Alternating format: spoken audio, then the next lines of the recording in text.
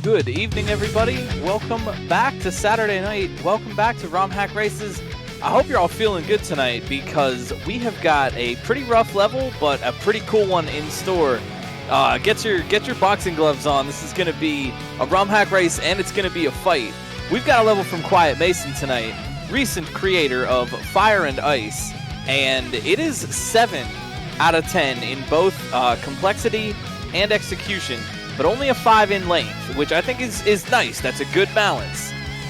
Boy, I'm ready to go. I want to say personally, I'm very excited for this. I myself am excited to see this because a little bit of bias on my part. Quiet Mason is a level maker that I really like. Fire and Ice was a really cool hack, and I think Quiet Mason is one of the cool new makers on the block. So I am really excited to see what they have for us here tonight. And speaking of being the cool new maker on the block, tonight's level is called Helper Block. So, I can only imagine it's going to be helpful and fun and fun. Thank you so much for the raid, too. What's up, BK, and what's up, Quiet Mason? Everybody's here. It's really good to see everybody. I hope you're all ready. If you are just joining us, this is Saturday night. As you may know, we're Romhack Races, as you might have heard, and we do Super Mario Kaizo races every Saturday night. These levels are never before seen. The racers have no idea what they're in for. It's a competition of sight reading and consistency as they try to sort of improvise and learn on the spot, get through these levels where they do not know what they're about to be in for. We've got testers who have tested them out, and we've got some friends behind the scenes who are also helping run things. Big shout outs to the scouts and Dr. No and everyone for helping us out. Also, if you have some D to the 4th appreciation, get some hype in chat for her. She is unavailable tonight, but we appreciate D4 all the same, who's always helping out with the website and usually the leaderboard and everything behind the scenes. You will still be able to see the leaderboard, but we're doing it in a different way tonight.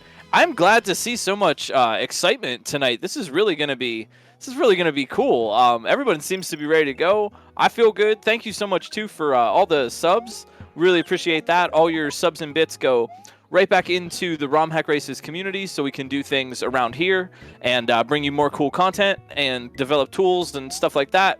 So thanks. And I'm Glitch Cat. You probably knew that, but it's nice to see you. in a manner of speaking. I'll be taking you through the commentary tonight, play by play. If you have any questions or anything, you can always just shout them out in chat if you want to learn a little bit more about SMW mechanics, what's going on, or why something is happening. If you want to learn about Kaizo, please feel free to ask. We like to educate and entertain, but we got 3 minutes or so, 2 minutes now.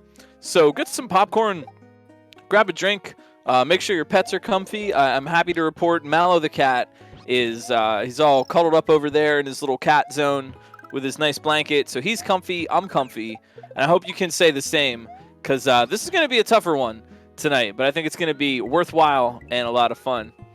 How's it going? How are you? If you'd like to learn a little bit more about what we do, or you'd like to get some of the levels, if you want to try this level for yourself, you don't have to be a part of the race. It's the fun thing for everybody. You can go to romhackraces.com, and we have all of the patches for all the levels that we've made, and more info about us and what we do. If you're interested in signing up for a future race, they are available to anybody that's interested, and you can get more information about that on our website. We also have a Discord server, and you can jump on and talk shop with us about SMW and a variety of other Romhack stuff. And that's my whole intro spiel. So, how are you? How's it going tonight? But I hope you're feeling well. What is I have to ask, the little smiling cloud thing, that's a Quiet Mason emote. Where does that come from? Please educate me about the little off-brand smiling cloud. It's nice. It's endearing. It's got a little endearingly derpy face. But I'm not sure where that comes from. From Marcy. First you saw it at Marcy's channel. Nice. Okay. All right. Just checking. I don't want to miss out on any lore. Chris on TP. Thank you so much for the gift subs too. I appreciate that. We can get some more friend hype in chat.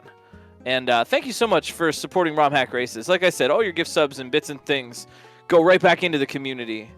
But we're just about ready to start, and I'm just about ready to see what we have tonight. 7 out of 10 for complexity and execution again. 5 out of 10 for length. So I'm really interested to see what these racers do. We've got Darkenine, Louis Duce, B2, and RB Pimlico here to start it off. I'm told we have 11 total, which is very ambitious. Once again, I've made a level that is harder than I thought it was. I know the feeling. Quiet Mason the Maker tonight. These friends are racing. We're up to 13 ambitious players who are going to be trying this out. So we got scouts who will be rotating people in if they make progress. Let's go. Helper block. So, yeah. What the heck do we have here? We got a block, that's for sure. And looks like it poofs when you touch it from below. So maybe don't do that. And keep in mind also, from my point of view, I am also seeing this level for the first time because I like to be in the same position as the audience. I think that helps with hype and talking about what the racers might be thinking in this moment. Looks like Louis Duce and B2 both have an idea here. So remember, this has short sections, but difficult to figure out and difficult to execute. This is on the harder end of the stuff we've got for Romhack Races, but we do like to split the difference and have some hard and some easy stuff. And frankly, they've been pretty chill for the past couple of weeks. So first things first, Darkenine looks like they've got the idea. First things first is I have never seen this gray block before. It looks like one of the flying question blocks.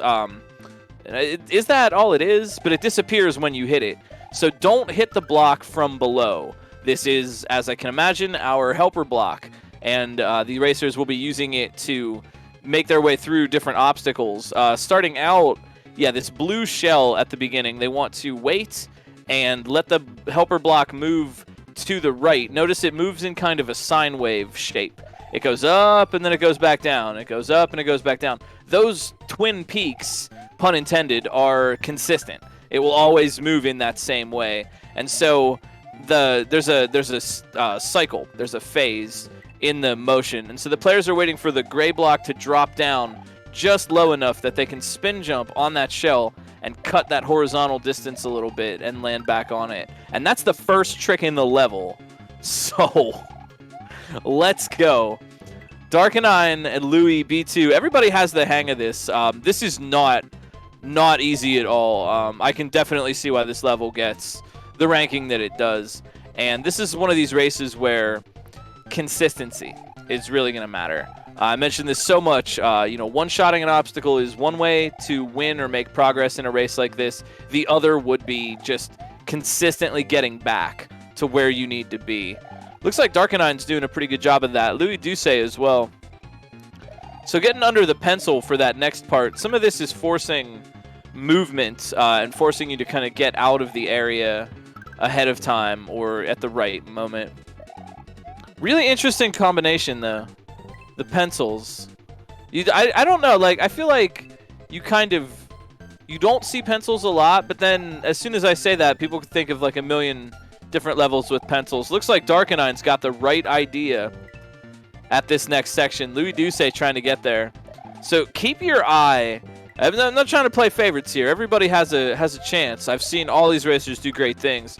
But keep your eye on Darkanine in the upper left, because I've noticed them get through that next Rex obstacle. And Darkanine is a player that really can surprise us sometimes. I mean, everybody can. Everybody has that capacity. It's not just Darkanine. But occasionally, they'll just rip through something. There they go. And there it is. Darkanine is past that double Rex obstacle, I think, before anybody else that I've seen on screen. And this is where consistency matters. Darkanine they already know, right? They know something that the other racers don't know, necessarily. And as long as they can keep getting tries back there, they can put that knowledge to work for them for a faster clear. And it looks like there it is. Darkanine getting ahead. So second obstacle with these Rexes is kind of about stalling for enough time. The Rexes being one of the only enemies... Actually, I think they are. No, I mean Paracoopas, but they take 2 bounces, right? Paracoopas and other things can also do that, but naturally Rexes squish when you regular jump on them, and by doing 2 jumps there, they're killing enough time for the gray block to move forward and for the other Rex to fall down so they can reset their spin up for the next Piranha Plant obstacle. And Darkanine's freaking got it. So, what's up next? So Darkanine, yeah, taking a minute to look. Their screen didn't freeze. I'm willing to bet they just kind of hang out and take a look at what that layout is.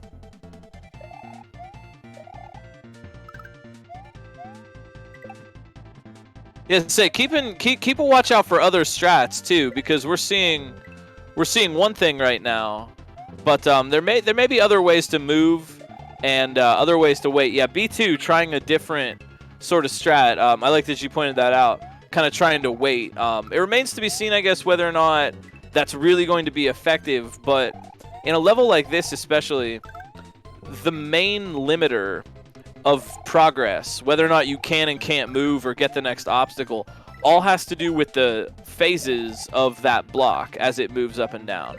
That you can't do anything until that block is in the right position. So if you move at the wrong time, or you're out of position with it and you can't make the jump, then obviously you can't make the jump. But the thing about that is, since that's the only factor, really, all you need to do is just land on the block. The whole level is designed to kind of get you to jump off the block and then jump back on.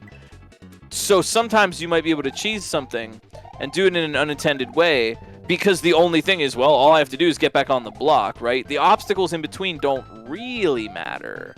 They just, that's the goal of the maker, is to kind of force them to matter.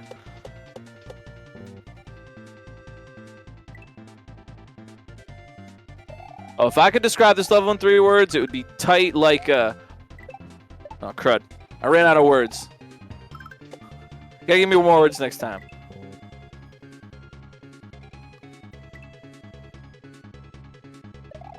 Darkanine and Louis Duce both kind of getting the idea here. Once that other Rex falls down, that's a pretty cool setup. So, to kill time when you approach the Rex pit from the left... ooh, Darkanine, what in the world? To kill time in the Rex pit, you bop the first Rex twice with a regular jump. Then you need to get back on the block and spin over to the Piranha Plant to get the next step in it. I like that utility, and it really forces the motion in a way that is fun. Darkenine making it, oh my gosh, making it through. This is pretty cool to see. So Darkenine with a kind of an advantage right now. Again, the racers don't know where each other is. Is that the what's the proper grammar for that? The racers don't know where each other racer are and is.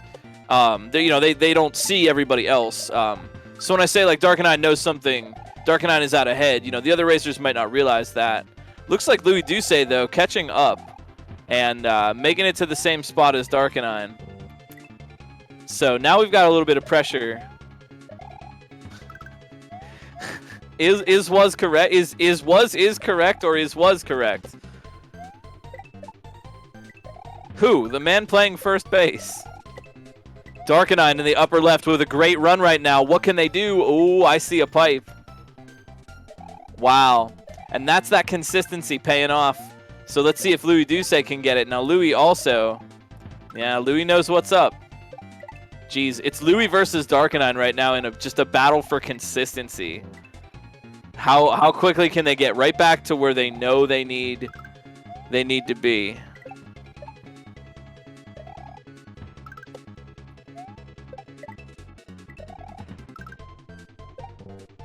I think Darkenine and perhaps Louis were both trying to pick up that red shell, like re-grab it after hitting the red Paracupa, and it turns out that isn't what you do. And I think they took a couple deaths to just figure that out. I didn't realize that at first. We have 13 racers tonight. We can only show 4 on screen because if we showed all of them, it would be too small to see. So we have scouts to help solve that problem. And the scouts are watching all the streams and letting us know if someone takes the lead so we can move them on to the big stream. Hopefully that system works out to get everybody's clear so you can see it all, but sometimes people are fast. Yeah, scouts get a bit of a break this week for sure. Well deserved also because, the scouts do good work. They're honorable. They sell cookies, they pick up litter along the side of the road. They taught me how to build a campfire, Thanks, scouts. To do my... I can't remember the Boy Scout code. Oh, well. I have failed.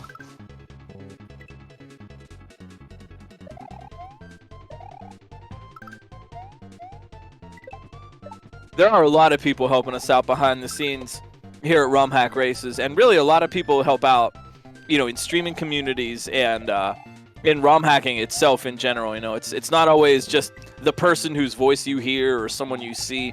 It's people like the scouts, it's people like Doc and D4 and our testers, who make all the fun stuff.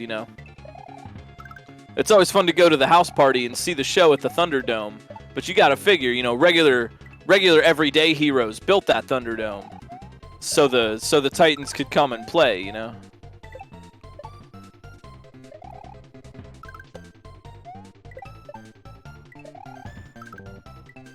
Darkenine, looks like RB Pimlico in the lower right getting to that red Koopa turnaround spot. Darkenine and Louis Douce though still battling it out for consistency. That gives B2 in the lower left a chance to get a little bit of learning done. But Darkenine with this dangerous regrab. Oh, look out. Look out. So that was a big chunky regrab over to land on that Chuck. And, oh man. We better jump on GameWinners.com for some cheat codes. We got Halcyon and Yuri Densetsu join us in the lower right-hand part of the screen and left. Looks like some big progress from Louis Douce. Oh! Man, that was it. Louis Douce at the very last second. That was, gosh, I don't even know what happened there. They were slightly misaligned, and as the block dropped, I think they got kind of shoved off the pipe. Oof. Oof. I'm going to give all the Romhack Race scouts tonight their Vigilance merit badge. You've all earned it. Louis Duce back again, though, and slips off again. Yuri Densetsu thinking about life while they're in Mario jail. This gives Darkenine a chance. This is your moment, Darkenine. Right here. Now, what are they going to do? Oh, I think they get it. I think they get it. This is what really makes this a hard level, is the getting the consistency. It's the more tight, small spaces you kind of have to move through in a level, the more difficult it is to consistently get each and every one of those. I mean, it stands to reason, like that should be self-evident, but I think it's worth mentioning in a level like this where I think all the racers on screen right now have a good, if not the idea about what to actually do. There's no mystery about how to get through the obstacles, but just making those very tight jumps, those nice regrabs, keeping everything really smooth. Halcyon with that neat little alt strat there, bopping down and spinning on that green Koopa. That would work, I think.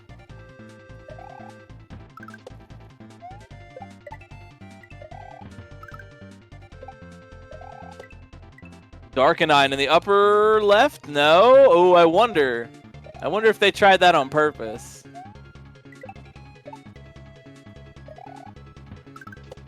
It can be tough in a level like this as well because the solution for the obstacles is very tight. Here goes Louis in the upper right. Oh! That's what I'm talking about. Consistency versus knowledge. But with a level like this, with a tight level, where the solution to an obstacle is going to be a tight motion, sometimes you can second guess yourself. Oh no, is this really what I do? Darkenine. Oh! I thought that was it. Wow, this is tense. 14 minutes in. That's really remarkable, honestly. We're like almost 15 minutes in, 14 and a half, and we've got several people seeing the first pipe in this section. That's really good. Yuri Densetsu, oof. They know what to do. It's that big low regrab after the Paracupa. Here goes Louis. Ah! Oh. This is some serious gaming.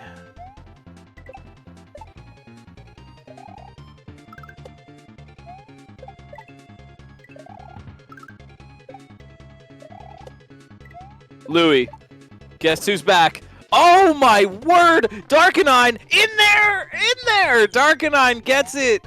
Getting Mario's cap stuck in the pipe. I can't believe how close that was. Wow. All right, that puts Darkenine in the lead right now in the upper left. I'm telling you, Darkenine is a dangerously consistent player in these races.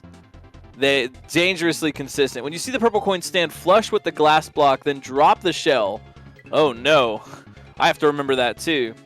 We're looking for a second H as Darkenine gets their first look at the second checkpoint section. Is it going to be Louis Duce, upper right corner? No, there you go. Good landing. Nice control bouncing on that chuck. Now we got a race. Way to catch up. Louis Duce and Darkenine in the top part of the screen working on the second section. Halcyon, Yuri Densetsu looking to make it 3. We still got a race. We have still got a race here. There is plenty of time for things to change around or for someone else to make some progress and catch up on this section as well.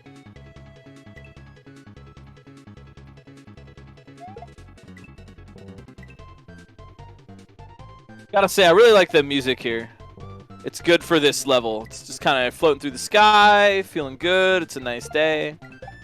I hope everybody's having a day similar to this this music, you know. Energetic, but pleasant.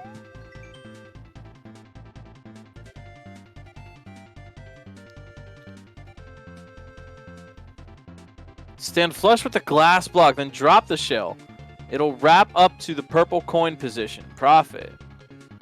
Whew. Oof. Good luck, everybody.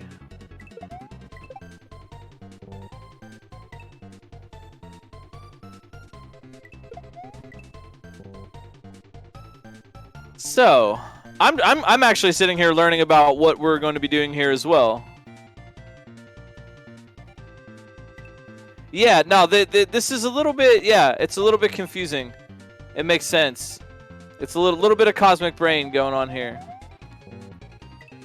Darkenine may be overthinking things a little bit, but it's brain and brawn sometimes with Romhack Races. There is a certain amount of figuring out that I feel is, you know, I mean, it's not just me, right? I feel, but that can't, you know, that can be acceptable and flow and fit in a Kaizo level. Looks like Louis Douce, meanwhile, has another idea, just destroying that shell. We've seen before. It's a type of obstacle. Holy, what the Louis? Where'd you go? I looked away for a second, and Louis is on this whole new part. But yeah, we've seen this type of obstacle before in some Kaizo levels, so I don't think this will confuse Darkenine for too long. Destroy the shell that's being shot at your platform, rather than let it happen. If you let the shell stay, you just won't be able to make it. So now, yeah, what are we doing here? Louis Douce looks like they are back with a vengeance on this section, trying to make up a little bit of speed here, getting consistently to this gray shell obstacle. And to be perfectly honest, I'm not sure what's about to happen. Let's all find out together. Also, if you've got the energy, yo, make some noise in chat for being a cool audience and for having fun hanging out with us here on Romhack Races. I hope you're having a great set.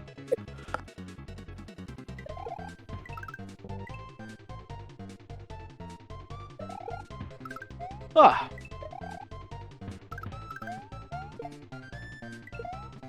Rip Mike. Check. Check 1 2. I'm back. I never left. I was doing a heckin' big yawn. I was just yawning.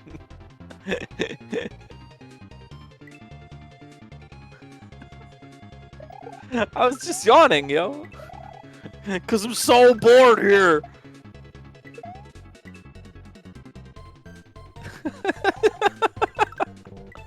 Jeez. Oh. Oh. Well, alright. We still got a race. Louis is here. Darkenine is here. I'm here. You're here. We're here together.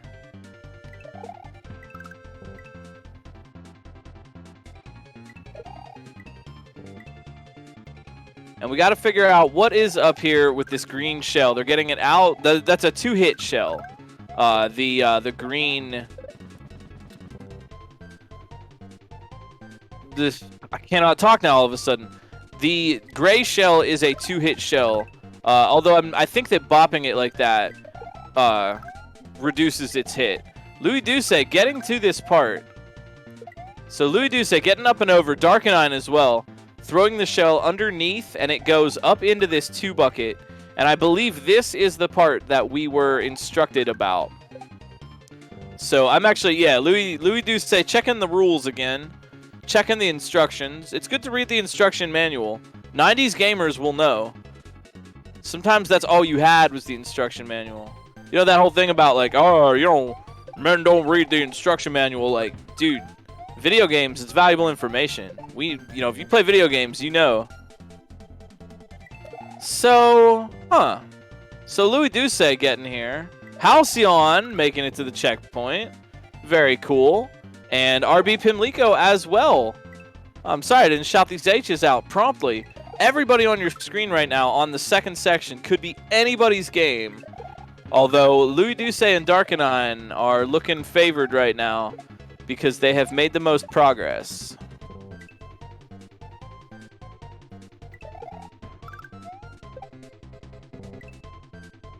Louis Douce turning on the power here. But what do you do? When you see the purple coin, stand flush with the glass block, then drop the shell. It will wrap upward. So there's that purple coin.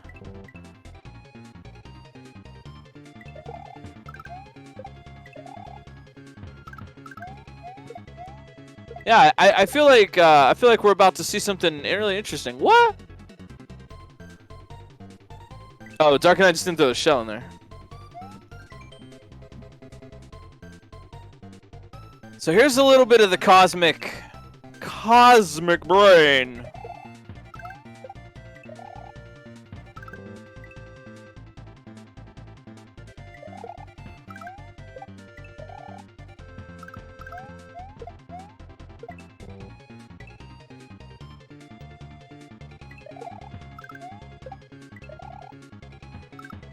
Hey, Niv, thank you for 14 months.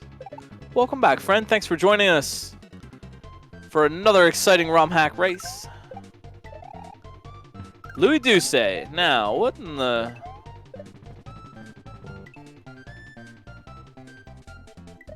What in the heck? I'll be honest. I am learning this as well. RB Pimlico getting back to the gray shell. Normally in the regular game, those shells would just be green. However, in the Romhack Race's base ROM and in other ROMs, the community just kind of codes them to be gray to show you that that would be a double hit shell. In the regular game, those are actually Paracupa shells. That's why they have 2 hits. And they have this weird property where they don't stop moving after you hit them once, which is really strange, but I think it provides for a lot of interesting setups.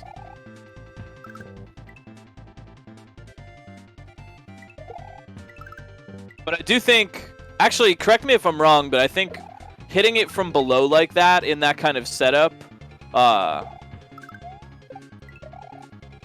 reduces one of the hits. Does it? Yeah, they turn green, but I thought that reduced the hit. And yeah, and there's Louis. There is Louis. Yeah, that is correct. Yes, I know how to play this game. Thank you for confirming. Looks like Louis has put it together.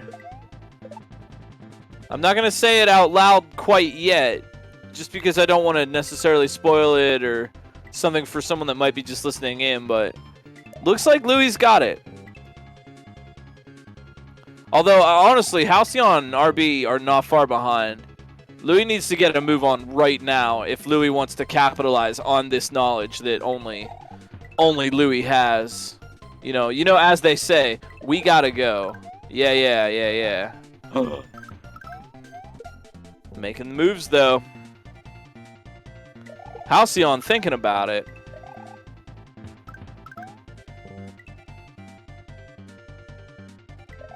So yeah, this is an interesting trick. I see what you're doing now. It makes perfect sense.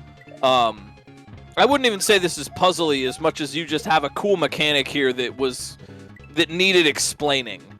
I don't feel like this level or setup is trying to confuse the player.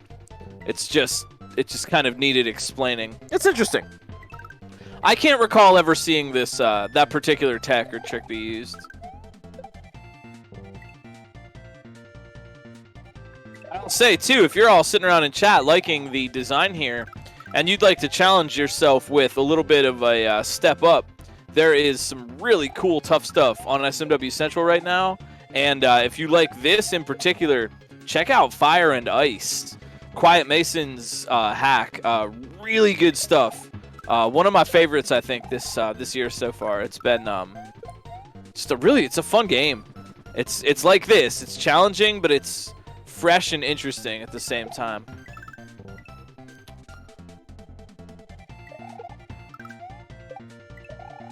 And that's over on SMW Central. I mean, Under Control is a great hack, but we understand what that is. It's very, very difficult. Play Under Control if you're either down to get frustrated a long time or you think you can hack it, you know. Yeah, Louis Douce right now making that progress, and they know. They know how to do this green shell setup. That's in the past now. It's done. It's over. Now it's time for them to learn something next. So Louis kind of widening their advantage right now. And with reads like that, that is why we know Louis as one of the top players. Still though, RB and Halcyon, I'm rooting for him. anybody's race still, but gonna have to really quickly match the consistency that Louie's building up.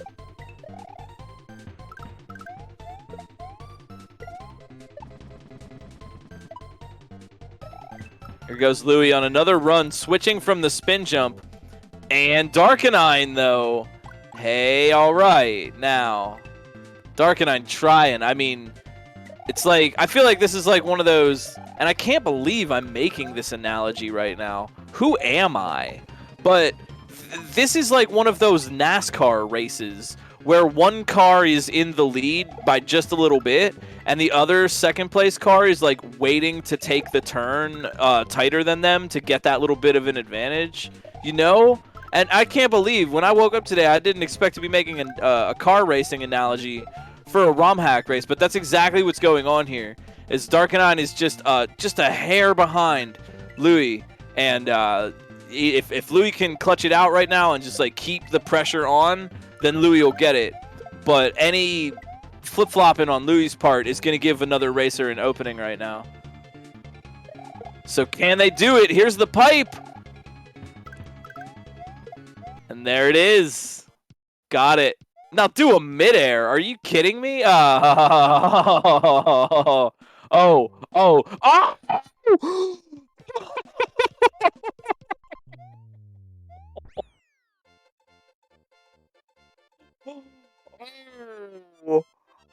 I really thought they might be going back to the checkpoint. Oh, man. Wow. Good job, Louie. The skepticism. That, you know, that is the correct play. Even though it got them killed and then they didn't suffer too much, the skepticism at the end, that's the correct play. They saw the little gap underneath the goal, they thought about it, and they said, no way. Yes, well earned, well played. Louis Doucet coming in first, sub 30. We're here for everybody tonight, though. So if you have any questions or anything, please feel free. Cheer on your friends and hang out with us a little bit. We got Nathan MG in the upper right. We got Darkenine, RB Pimlico, and Halcyon looking for that second place. RB Pimlico definitely has the purple shell trick or purple coin trick down, as does Darkenine.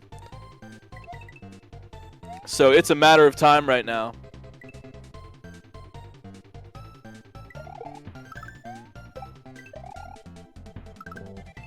Yeah, man. When I saw Louis die in fall in the pit, I really thought they were gonna go all the way back. My heart sunk a little bit right there.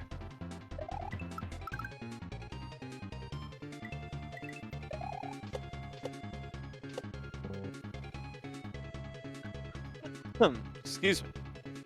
Oh, Halcyon doing something else? They ran underneath. I wonder if that would actually work for them.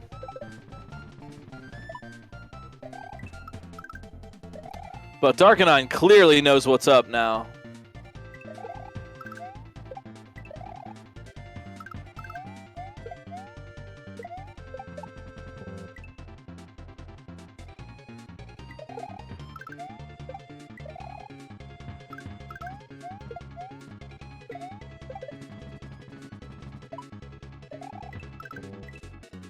Oof, Halcyon rushing it a little bit.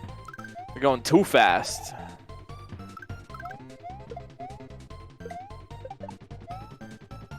Yo, GG, Louie. Thanks for a good race.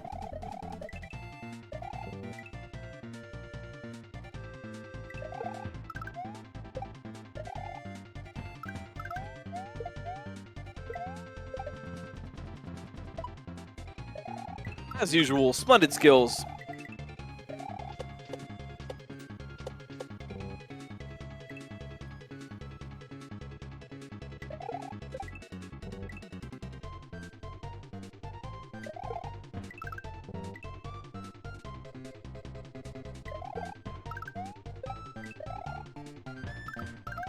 Yo, so if anybody has any questions, please feel free to ask. I'm trying to explain all the mechanics and everything as we go, but I might have missed something or whatever.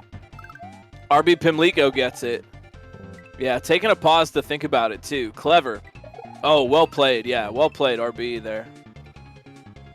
But I certainly hope everybody is having a comfy night. Thanks for watching, and say if you want to try this out for yourself, it is on romhackraces.com.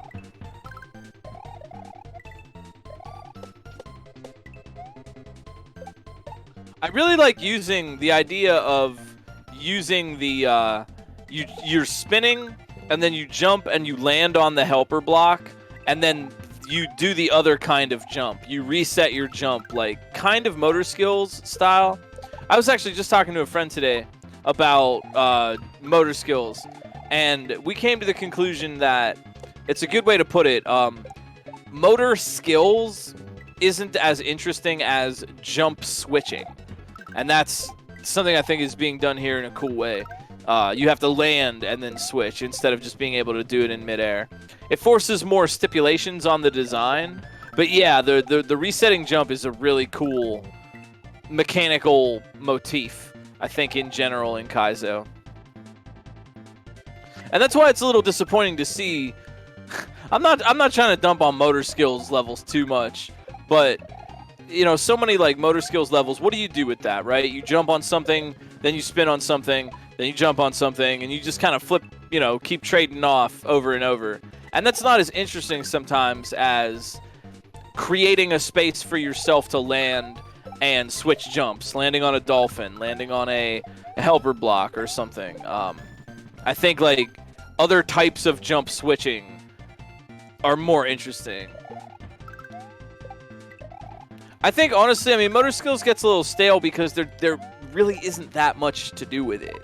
That's the thing, you know. Everybody likes it. It's really good for like a combo level, right? Well, you know, like I mean, like for example, motor skills level in Invictus is really good.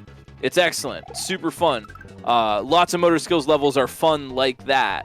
But aside from just doing a combo where every thing in the combo is either a spin or a regular jump, you know, what else are you gonna do? Yeah, and then the every motor skills obstacle of spin on X number of things in a line and then regular jump off the final one at the end or you die. Like, you know, it's just not that much else. Chain reaction, I would agree. The thing I would add, my thought about chain reaction though is chain reaction spices up its motor skills by having other things going on as well. Yeah, the other themes help the motor skills not have to carry the whole creativity on its own, which is something that motor skills is, as we've seen, has trouble doing. So, not against motor skills, but I just feel like motor skills is like, it's like kind of like salsa, you know? Like, it's good, but it's good like with a chip, you know, but maybe you need something else. You know, like you gotta apply it to other things. It's a sauce, not a burger, if that makes any sense. And yeah, I do. I would agree that chain reaction succeeds in that way by using motor skills as the sauce that makes the other stuff cool and not just the soup. It's a sauce, not a soup. That's that's my analogy. I'm sticking with it. Motor skills, sauce, not soup.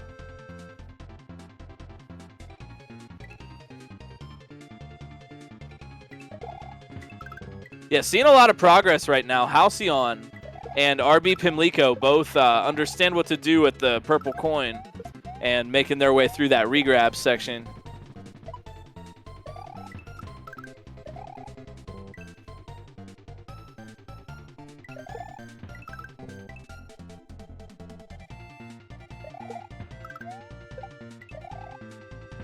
But you know, there's no sauce quite as yellow as Da Vinci's fancy yellow mustard. That's right, friends. Motor skills may be the sauce to challenge your fingers, but Da Vinci's fancy yellow mustard skills is the skills to challenge your conception of what a mustard can do. RB Pimlico. We interrupt this commercial for an important update. RB Pimlico. What the heck was that? What the heck was that? Oh. Nice job. That wasn't intended, was it? Can we get a clip of that cheese? I saw as they were getting in the pipe.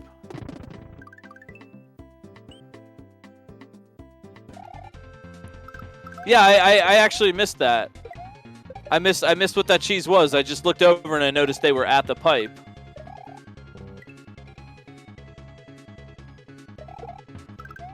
What'd they clip into?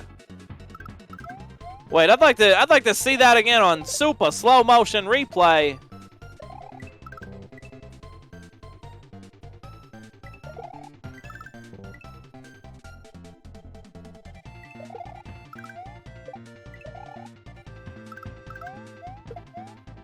Well, all the same, I mean, cheese or no cheese, a win is a win, and if cheese, then it's just a stylish win. Good job, RB Pimlico. Jumped where the Kaizo blocks were. Clever. Okay. Yeah. Yeah, clever jump. Good skills. Yeah, very well earned. I gotta give you... I'll give you enough cool points to fit inside a tiny frame window. And that's not a lot, but they're very specific cool points, and they're very valuable because they're the only ones that fit. So you get a small frame window's worth of cool points. GG. Well played. We got Darkenine still. We got Nathan still. We got Yuri and Halcyon. Brave players. Don't cheat. I don't know.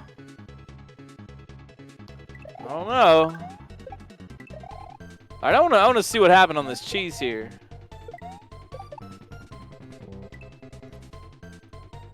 Hang on, I'm watching the instant replay.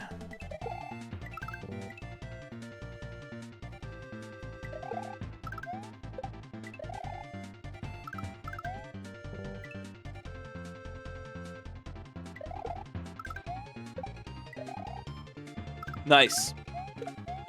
Yeah, very nice. Just jumping a little bit.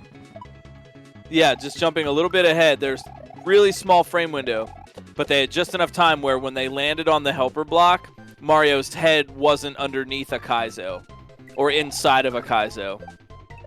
Really small frame window. I'm curious how many frames that is. I wonder if we could break that down. I can't right now because I'm trying to watch the race, but I'm curious. I'm curious to see what kind of frame window that is. Maybe that'd be interesting tech. Maybe we could use a setup like that in Kaizo levels to like force you to do that kind of a jump. That's interesting. Very cool. GG, RB Pimlico. Way to win in style.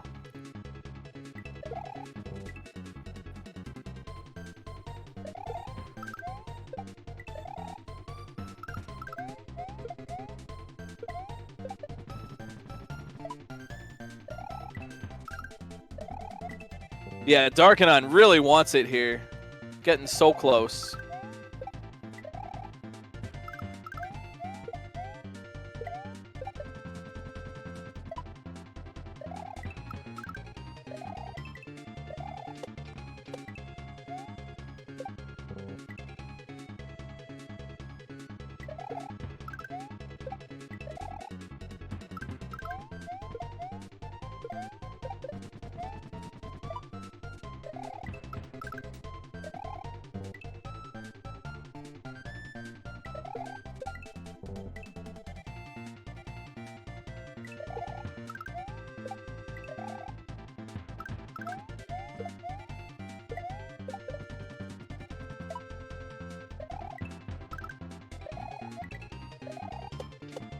Oh, that was a good one from Halcyon.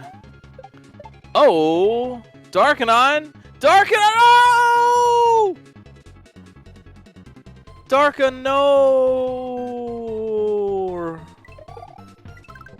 Can I get a Nor in chat? You know, okay, I'm not gonna lie. I thought that was what was intended. The cheese that they're doing. When I looked at that obstacle the first time, I thought that's what they should do. So I'm actually not surprised that multiple players have thought to go for that, because I think it's the type of obstacle that at a glance, especially in a race, you might actually just think you need to do that and not realize, oh hey, wait a minute, that would be an absurdly tight frame window, right? You're not really thinking about like the ramifications of the trick. You're just trying to figure out what the trick is so you can do it, which is, I think, is interesting because, like, it sometimes means that in a race you play way better. And Darkenine, oh no! I like how they saw the box after they kicked the shell. Good job, well earned. Sub-hour 3rd place and a solid victory. Yeah, I think that was the classiest midair yet. I think Darkenine gets the I'll give Darkenine a what's a midair? What, a 2-frame window? Yeah, two frame window of cool points. That is the 3rd. That would be the 3rd tonight. Louis Duce the 1st, RB Pimlico the 2nd, and Darkenine 3rd. But we're here for everybody. We schedule 2 hours for these broadcasts, and we're at 43 minutes. So we're going to get all the racers through, or we're going to wrap up in about an hour and 15 from now. So please feel free to just hang out and ask any questions if you want. And thanks for being a part of it. Cheer on everybody and talk shop. Have a fun night.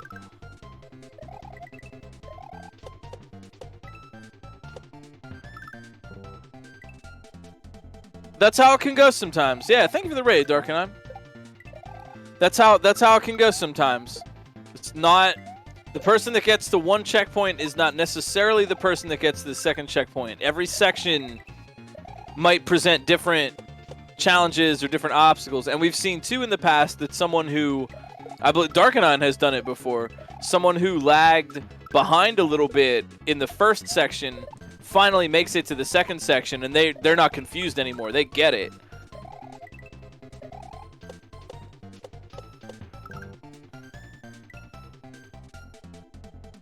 Oh yeah, overanalyzing the message box. Yeah, that makes sense.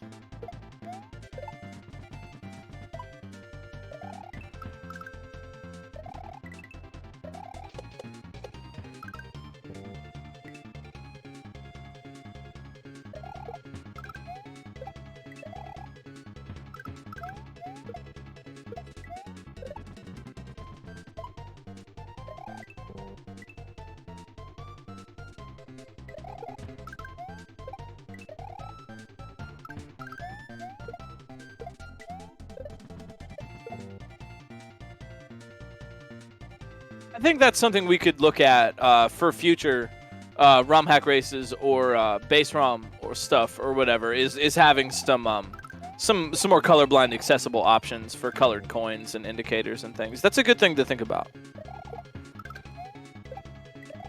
Simple and effective.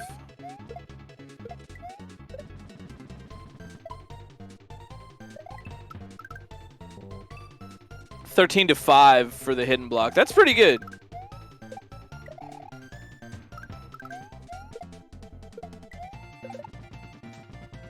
Oh, nice, Doc.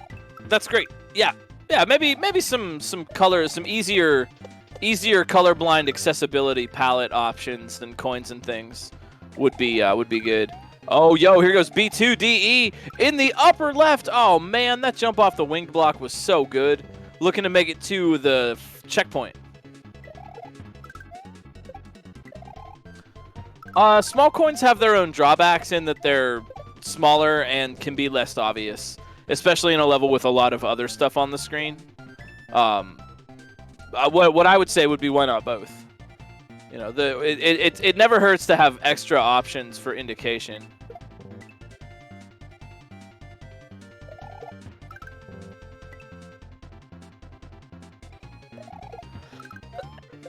Excuse me. I'm fine. Man, B2 getting to this freaking end part every single time. Oh. B2 is so consistent right now.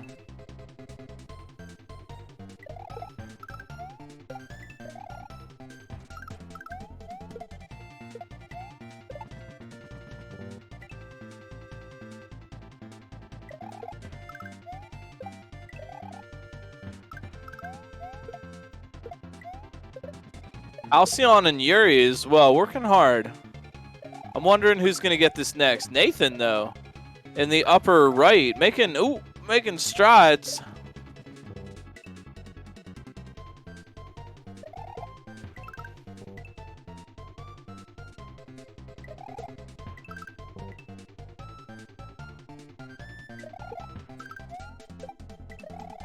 Also, too, how are you tonight, chat? I hope your Saturday night's going well. It's pretty chill over here. It's kind of a little cold, but when is it not? Oh no, Halcyon going to Mario jail for the crime of being too good at jumping.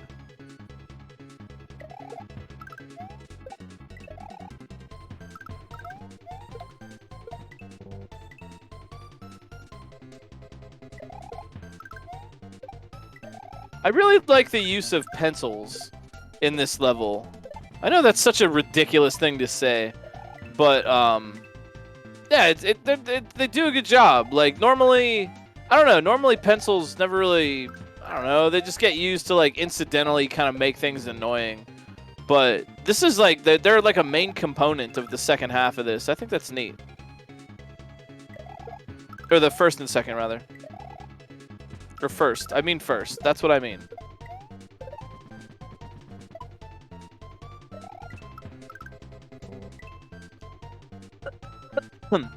It makes me think of the freaking Chocolate Fort, which was so absolutely difficult for me as a kid.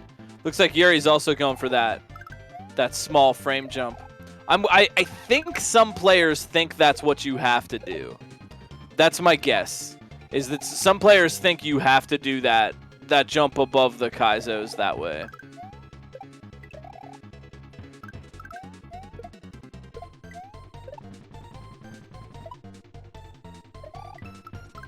Ugh. You're getting sent to jail. All these Marios are getting sent to jail. What is this? The start of Mario Sunshine? Are we going to have to go to Gelato Bay?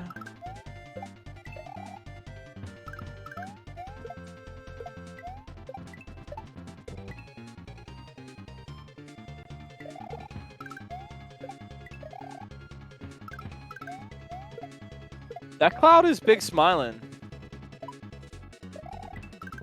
Definitely doing a heckin' smile.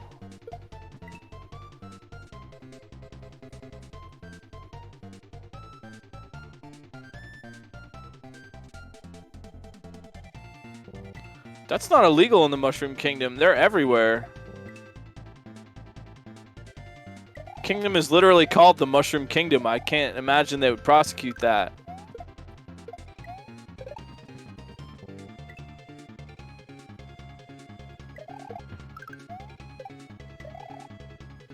Did you know that canonically there's a Mushroom Kingdom and there's also a Flower Kingdom right nearby, and Bowser is from the Metal Kingdom? It's true.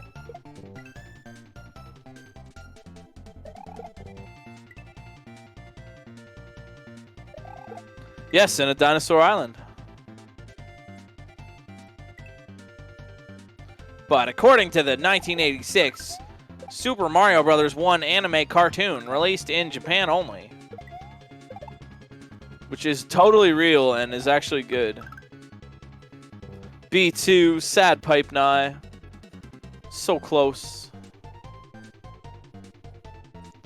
Hello there, Weiss. I hope you're doing well. Oh, I'm doing good but sleepy tonight. Yo! Look at the big smile. Big smile alert in the lower left. Big time smiles are yours for the price of one. No midair, but that's okay. Good job, Yuri Densetsu on the clear. That's a fourth, I believe. Well done, well done. I'm still waiting for someone to really do the midair.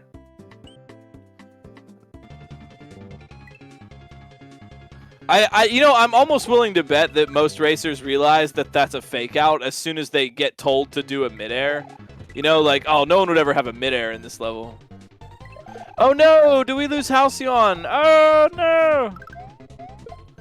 That's okay. We got Germ Dove down here in the lower right while Halcyon gets sorted. B2DE, Nathan, MG, and Germ Dove round out the lineup here. Wait, we got 2 B2s. I'm seeing double. 4 B2DE, B2DE 162. I never learned my AABB And speaking of CCs, we got CO Kadelic in the lower left. B2 Nathan, CO Germ Dove right now. CO on the first section. B2 trying to get out of the first section. Nathan and Germ Dove, or I'm sorry, Nathan on the second, Germ Dove also on the first.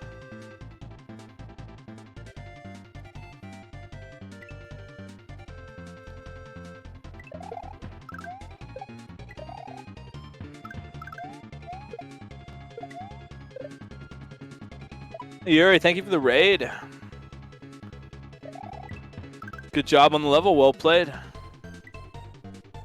A well-played raid.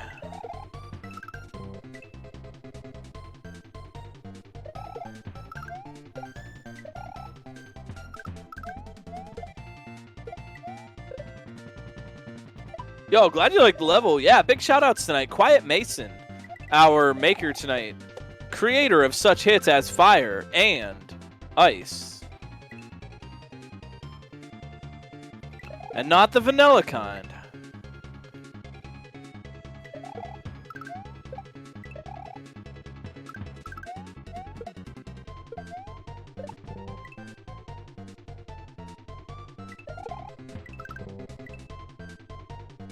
Man, I'm going to give B2 one cool point every time they get to the pipe and don't make it consistently to reward the consistency that they exhibit. They get to this first pipe so freaking often, and I'm impressed by that. They just gotta clutch it out. Look at this every single time. They're right back here. I'm gonna consistently give them 1 point. Nah, you know what? 5. Feeling generous.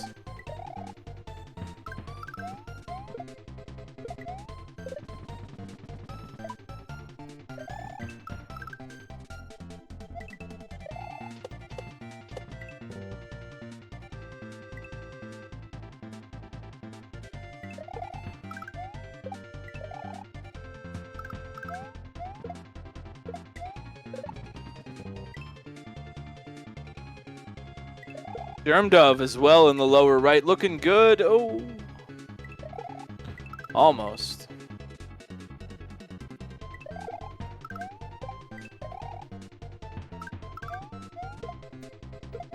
B2 is even doing that really tricky jump off the corner of the block that's like tight frame window. They could do that setup in a different way, but it seems like they're stuck to that strat. Which it definitely works, but it adds another tough jump that they don't even need to be doing. So that's why they get 5 cool points every time instead of 1.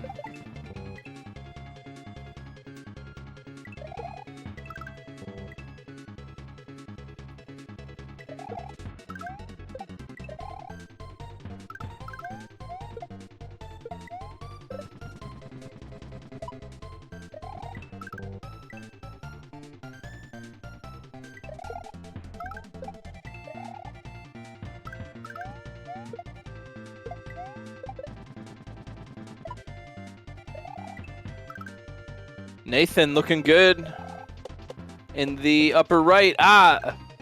Oh, I think, oh man.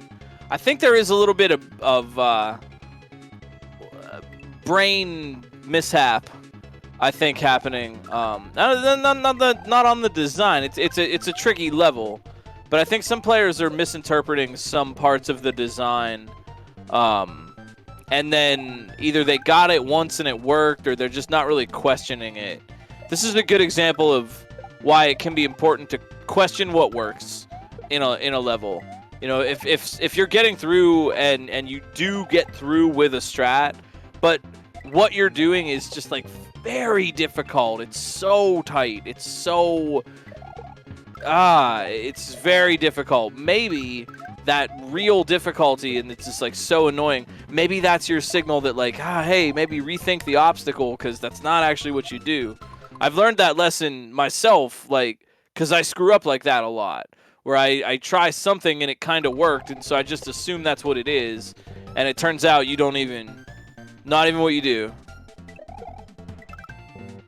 Oh, B2, I'm rooting. Every time B2 doesn't make it in the pipe, I'll give them one more cool point on the next attempt. So if they want to just spam cool points, they can just keep going here. But man, they're right there. I wanna recognize the consistency. Look how often they get here every single run. That's good. I know that's annoying to die over and over again in one place, but that's remarkably good consistency. They've learned these other obstacles. They know how to do it.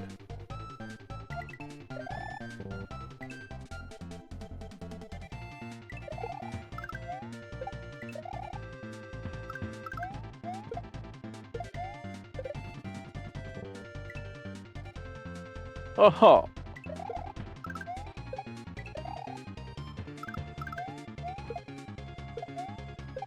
I'm just kind of cheering on B2 right now.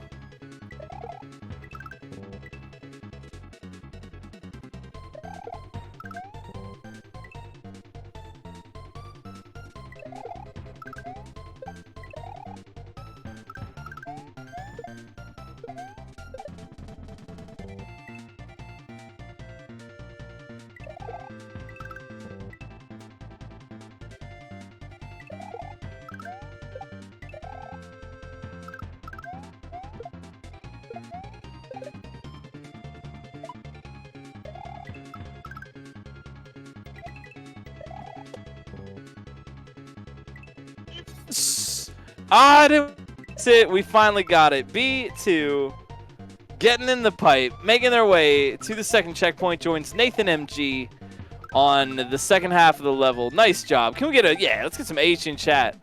We're here to celebrate everybody's achievements, regardless of their position in the race. It's them versus the level. Nice work. Germ Dove looking to make it 2 on the next checkpoint.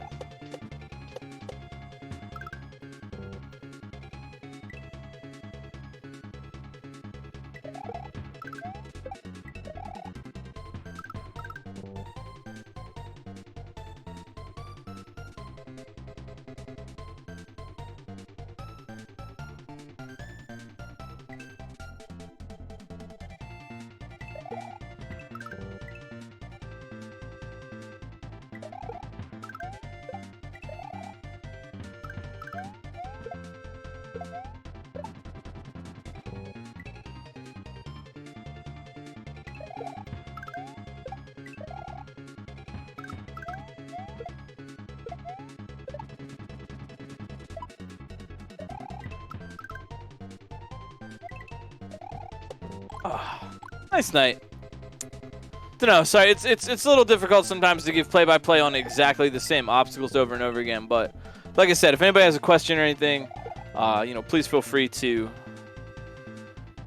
ask.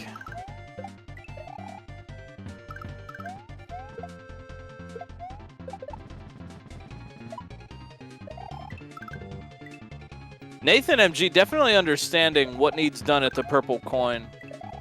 I feel like that's the that's kind of the barrier for everybody.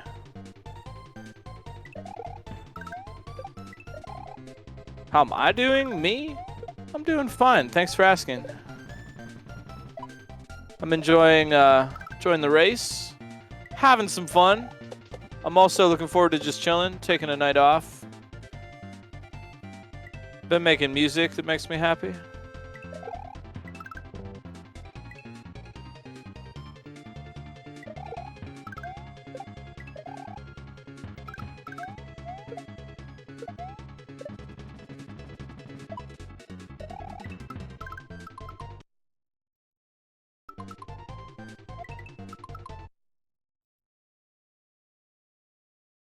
Nate, I was wondering what Nathan was doing. They're taking a minute to think about it.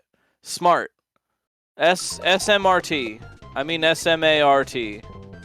Yeah, taking a minute just to think.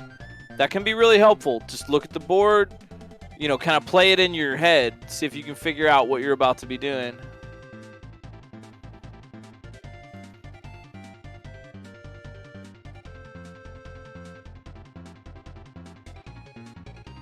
Germ Dove, so close.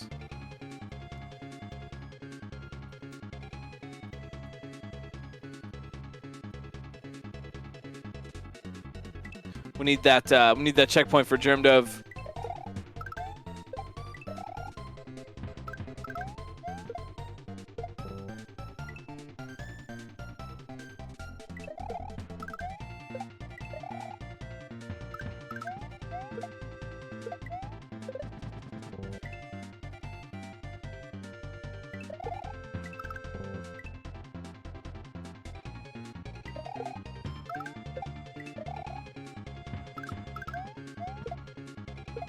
I'm happy to report, too, on a somewhat unrelated note, Mallow the cat, still very comfy. He's having a great Saturday night. Just loving life, hanging out with everybody. Namely me and Skytree. Skytree and I. But just in case you're curious, Mallow the cat continues to be super comfy.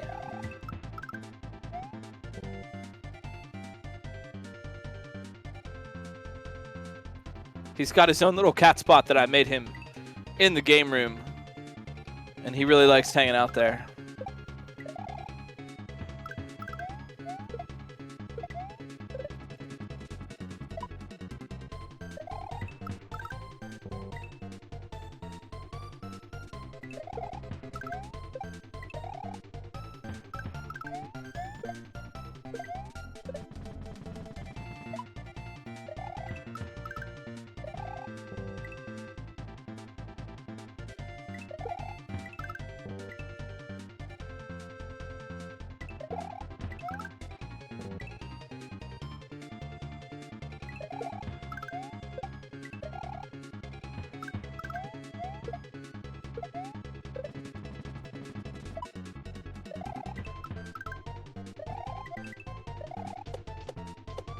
I appreciate it when Mallow decides to sleep near me, too.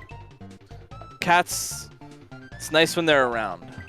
It's just helpful to have one, in case you need to catch a fly or something.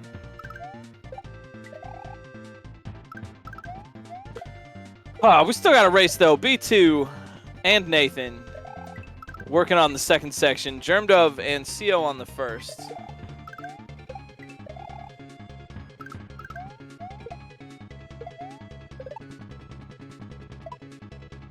Aw.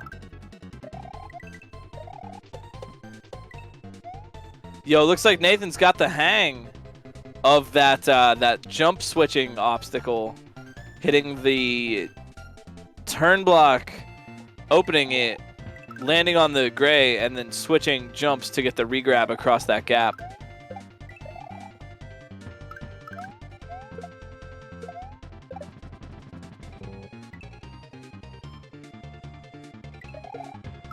Yeah, I like when cats nap next to you, too. I feel very, like, chosen. You know? Like, oh, he picked me. He wanted to nap on me. He could have napped anywhere, but he picked me. Sometimes he picks me at inconvenient moments, but nonetheless...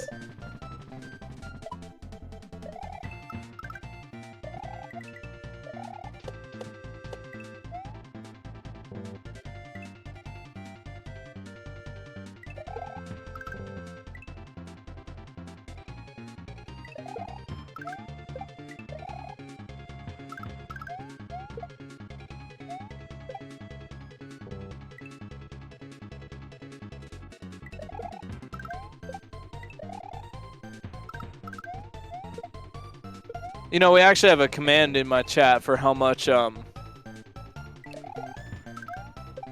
many times Mallow has wrecked the run.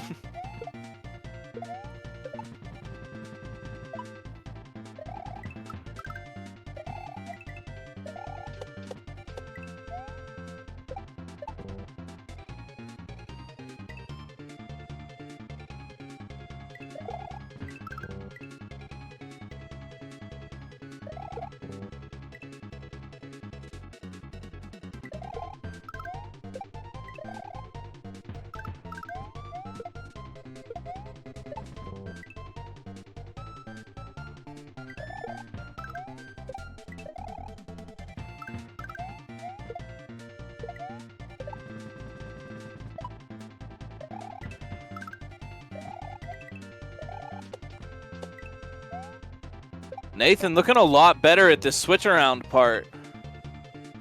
I think Nathan's also put together the correct strat for that part, avoiding the Kaizos altogether.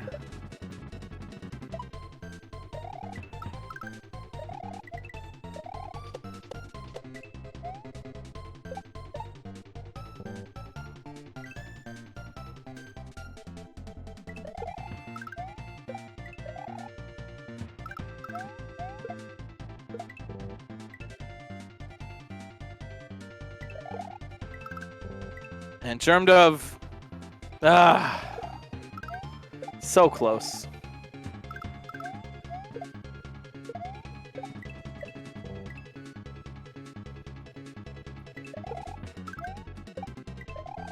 I'm glad that everybody seems to be enjoying this level. I think it's a it's a very enjoyable hard level. You know, there's I've been thinking a lot, you know, having played the KLDC levels and whatnot, you know, thinking a lot about like why do some hard levels feel better than others? Why do I get salty at, you know, some hard thing and not at some other thing? And I really think it has a lot to do with like giving the player enough agency, letting them feel like they have control, or that their time isn't just being wasted, or they're not they don't have to do something too demanding. All they have to do is get the trick right. They don't have to get the perfect version of that trick, which is interesting.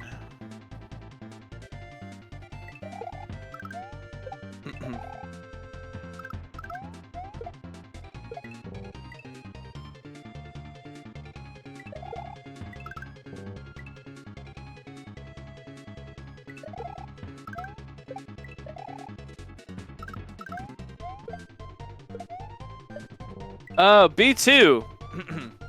I was wondering if anyone was going to do that, and I was wondering if anyone would actually get through with that. B2, instead of throwing the shell up at the purple coin, is just jumping and dropping it into that same spot. I noticed visually that would work, but I don't know if they have the time to get on the next platform. We'll have to see.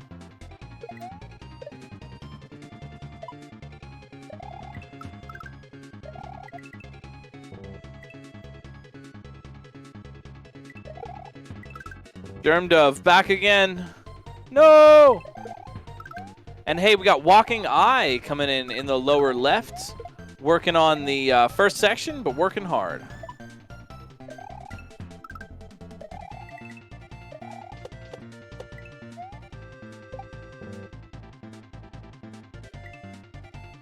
Glitch Cat? That's me. That's me. I'm Glitch Cat.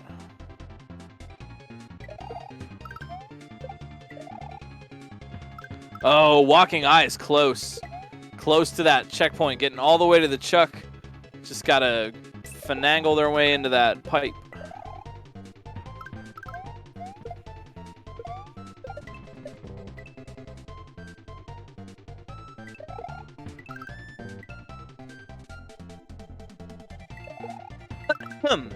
Excuse me. Ugh.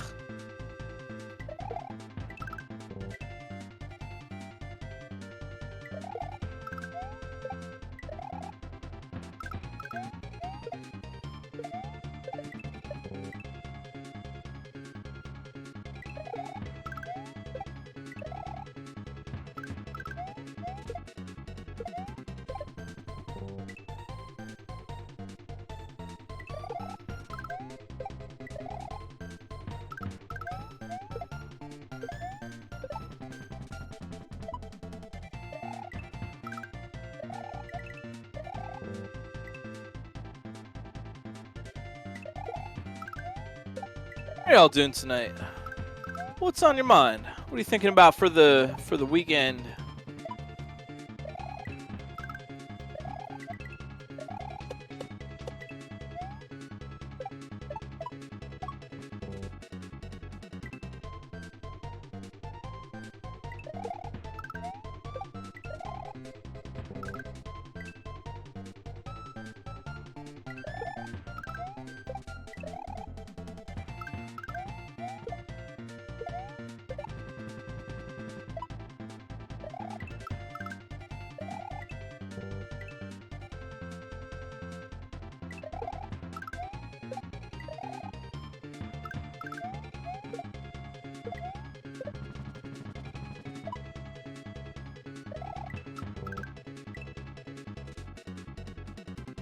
Oh, work week. Boo.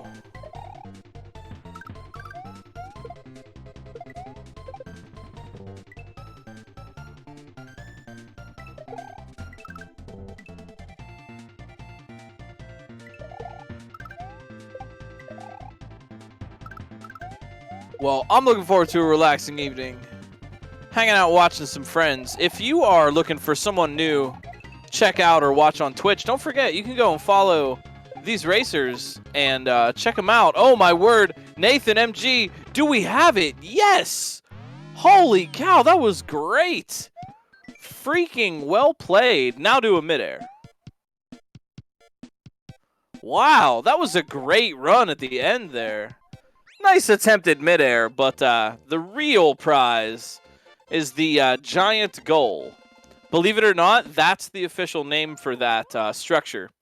There's the midway gate, or the giant gate. There's the midway gate, and there's the giant gate at the end.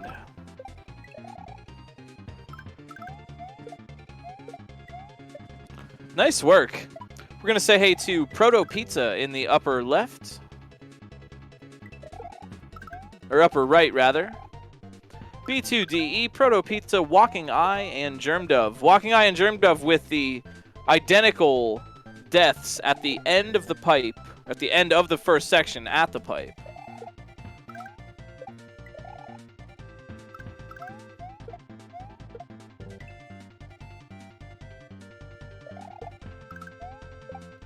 Hey, thank you for the raid.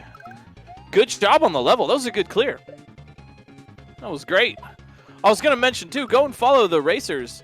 If you're looking for some new friends to make on Twitch or some cool communities, places to hang out and see some Kaizo Mario, check out some skills, expand your repertoire of hacks and stuff, go follow the racers. There's a lot of great streamers that race with us here, and plenty of people, you know, trying to get their name out there, want to show what they've got, show their skills, and maybe make a new friend themselves. So, you know, if you go looking, there's no shortage of friends hanging around. There is a bit of brain, yeah. There's a bit of brain to this level. It was marked 7 out of 10 in execution and complexity, which is the higher end of the spectrum we typically have for Romhack races. This is about as hard as the Romhack race levels we have would get. We've had some that could be said to be harder. We've had some shell stuff, and we've done some other gimmicks that are a little bit more complex than this, I guess. But in general, I'd say this is about as hard as a Romhack race level would get. I mean, at a certain point, we have to. We're creating a race that, you know, ought to be kind of done and over in 2 hours-ish. So at a certain point, even a really good, very hard level would just take longer than we have. Yeah, I think Doc is correct. This is legit one of the hardest non-item abuse type of levels that we've had. Non-item abuse, non-shell. I like that, though. It's challenging, I think, to make something difficult without, I guess you could say, item abuse tricks. You know, generally, honestly, and I say this as someone that loves item abuse tricks, but they can really be just sort of a get out of design free card, where you don't really have to design something hard. You just have to throw in a couple item abuse tricks, and you'd be on your way. So it can be more of a challenge to design without them, and it produces good results. You know, as I say, as an item abuse player, but I definitely understand the issues with item abuse and why not everyone would want to make that be the star of their difficulty, is these tough item abuse tricks.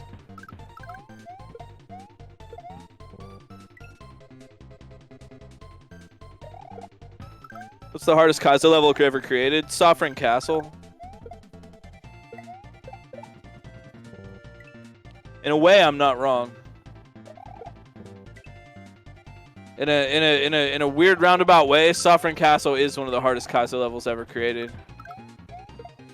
It's not, but in a way it is.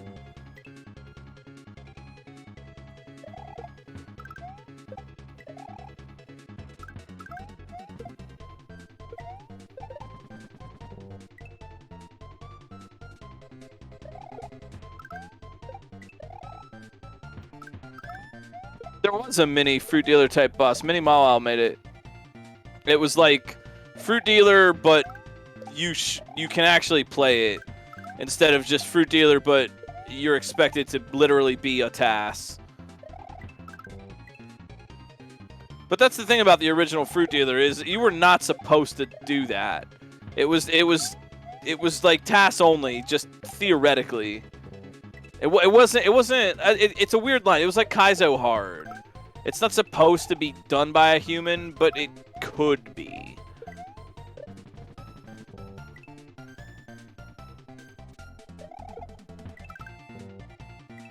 I was thinking I was going to make Fruit Dealer my project for the fall. After summer, after fun, when it's time to get comfy and warm again.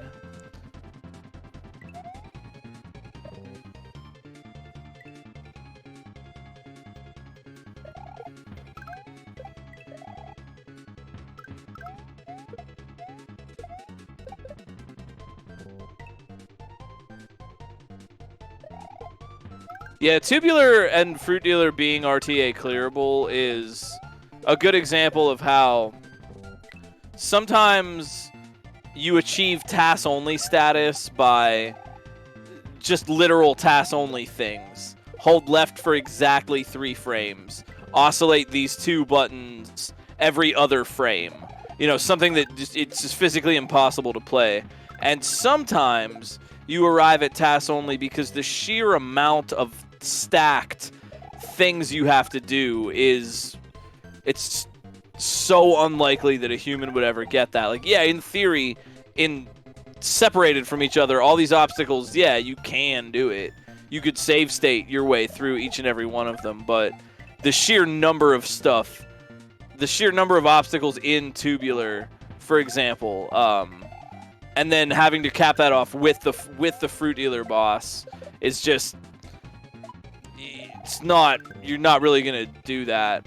I'd love to eat those words, right? That being said, I would love to eat those words and actually see an RTA Tubular, but it would be one of the most impressive. It would be probably one of like the most impressive accomplishment in Kaizo SMW because it's just that.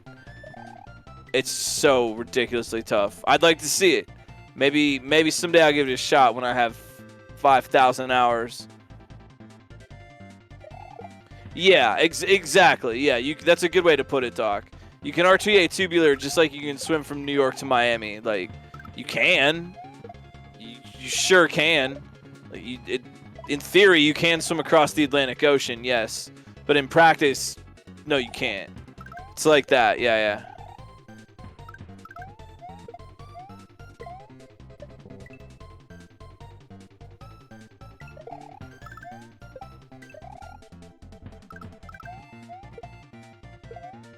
Oh, Walking Eye. I thought they were going to get in that pipe. They had it. They had it. Did you see that robbery?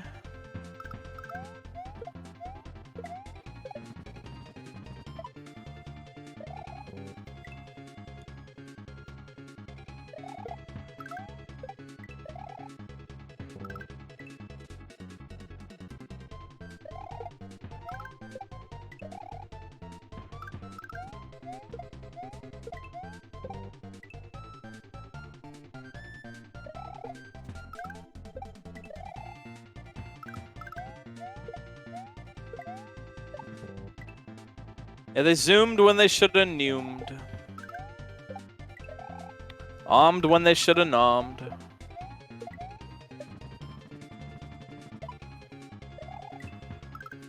B2 getting a really good sense of how the platform blocks move and having really good hesitation as they wait for things to line up properly.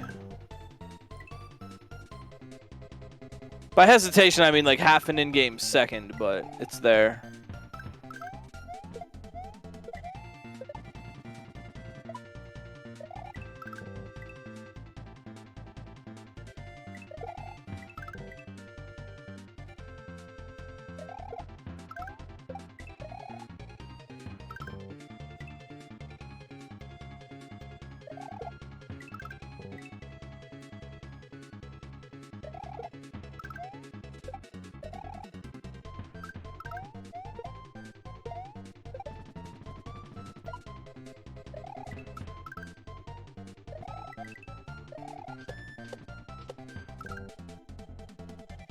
I wonder if B2 is trying a different... I don't know if they know how to do that part yet.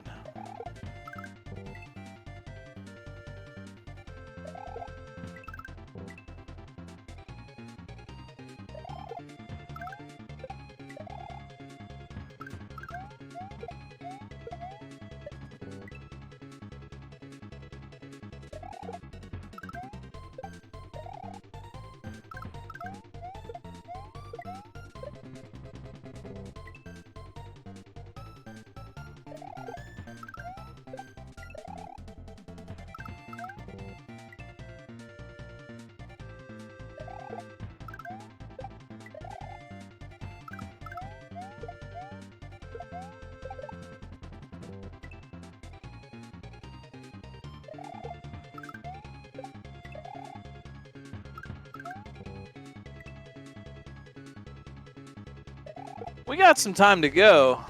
I'm hoping for another clear. I'm thinking B2. Thinking B2 and Germdove have it pretty close.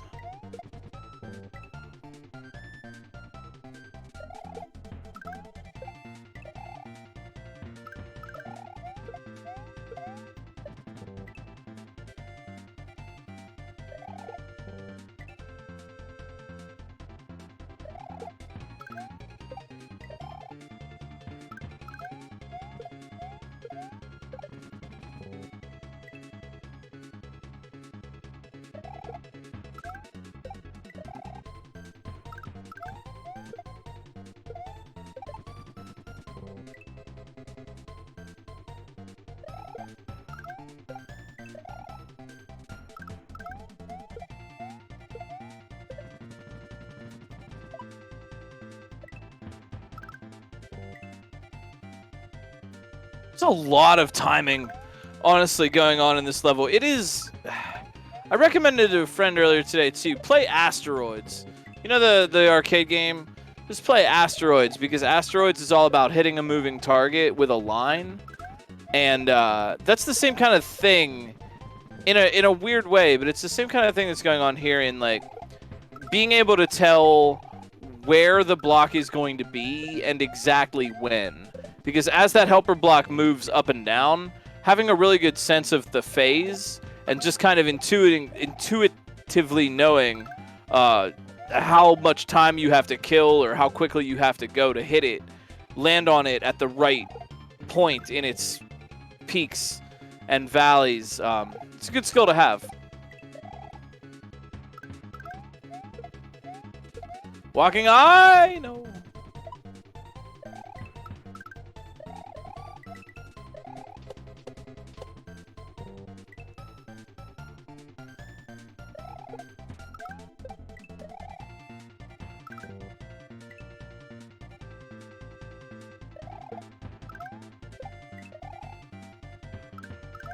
We got Germdove and B2 on the first section. Proto Pizza again and Walking Eye.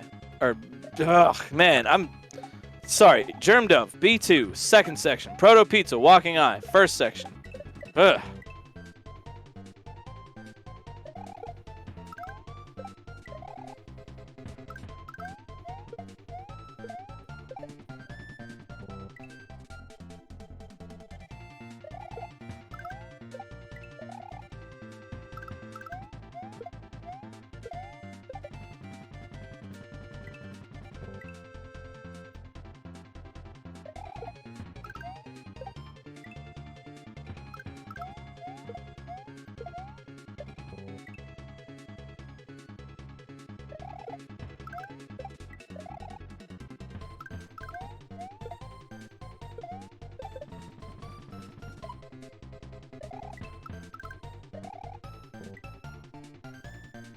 When Newman.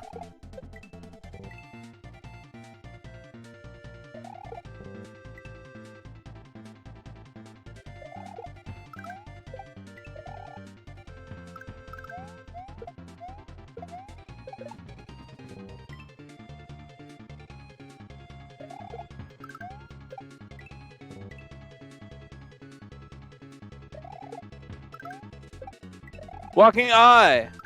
Hey. Well played.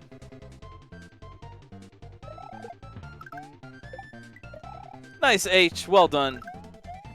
Good job reading the instructions. Yo, hey, if you enjoy this level and you'd like to try it for yourself, you don't have to be a part of the race. Again, you can go over to romhackraces.com and get the patch for yourself. Play it anytime. We've got all the levels that we've ever raced. We've got them on the site, and you can check them out. It's fun, even if you don't want to race, but you just want to try it. Check it out for a challenge. Study how it's made or whatever. It's right there for you.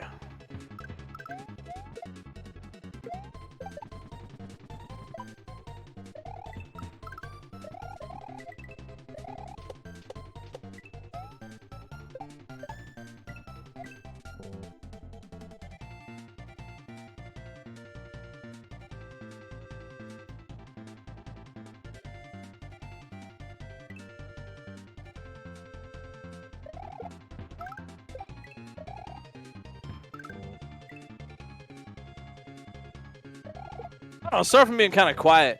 I was sleepy today, honestly. Got up early. But I'm having a nice night. Just chilling. Taking the night off. I think I might watch a movie tonight. Something lighthearted.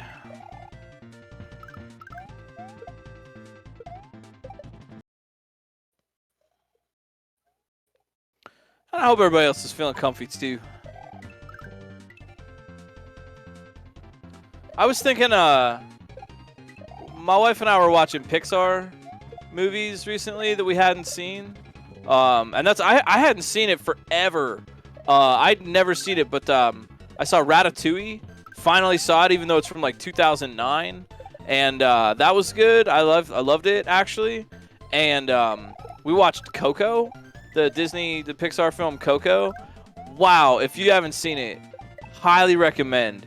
It's a heartwarming tale for kids of all ages, and it's about music, which is the best thing ever. Really loved it, but we hadn't watched Soul yet, the new one, and I thought I might give that a try. Highlander? Ugh. That's not very comfy.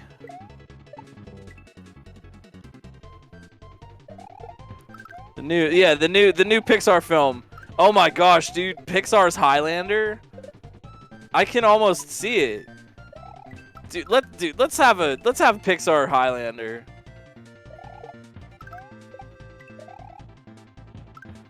What films would be hilarious if they were redone as a Pixar?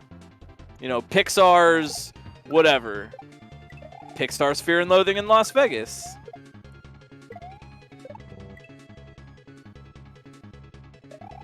Oh, what about Pixar's Lord of the Rings?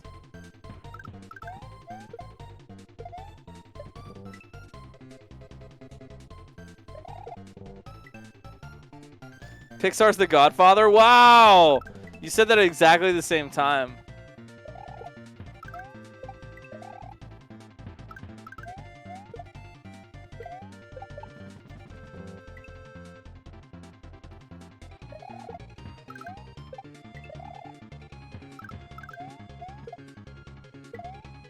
You know, honestly, though, it would be kind of cool if Pixar did, like, a grittier, you know, like, just something kind of... I know we all want that. And also, I know that most of the quote-unquote gritty, you know, more adult-oriented CGI stuff has utterly flopped because it's not very good, if at all.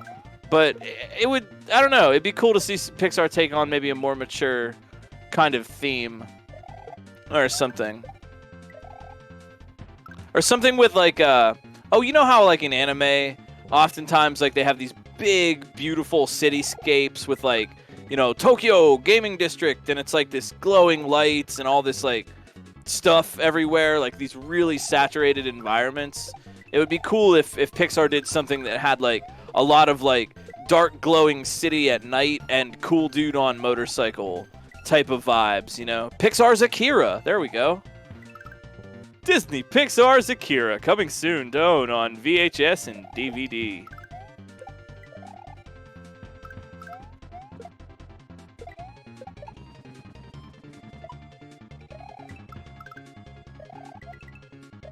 Pixar's Reservoir Dogs is just about a bunch of cute dogs that live at the reservoir. No, they work at the reservoir. They work at a hydroelectric plant. Pixar's Reservoir Dogs is literally about dogs that work at a hydroelectric plant. And you can't tell me you don't want to see that film, because I want to see it right now. There's no rule, nothing in the rule book says a dog can't run a hydroelectric plant.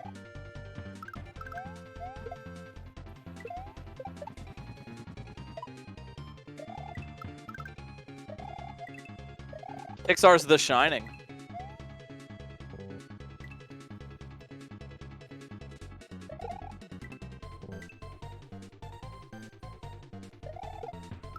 Yeah, I saw that. Germ Dove. Putting it together. Sometimes it takes a bit, but man, when you know, it feels good. It feels good. Nice work.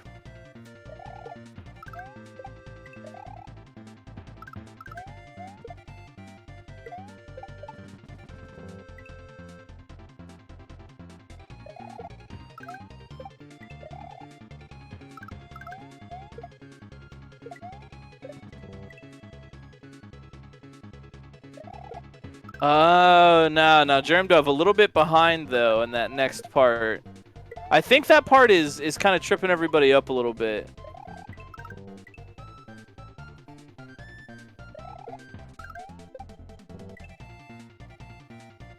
Yeah, Proto Pizza looking for that pipe. Walking Eye learned in the second half. B2 still working. And Germ Dove as well. We're looking for an H for Proto Pizza to get everybody here. Everybody here on the second half.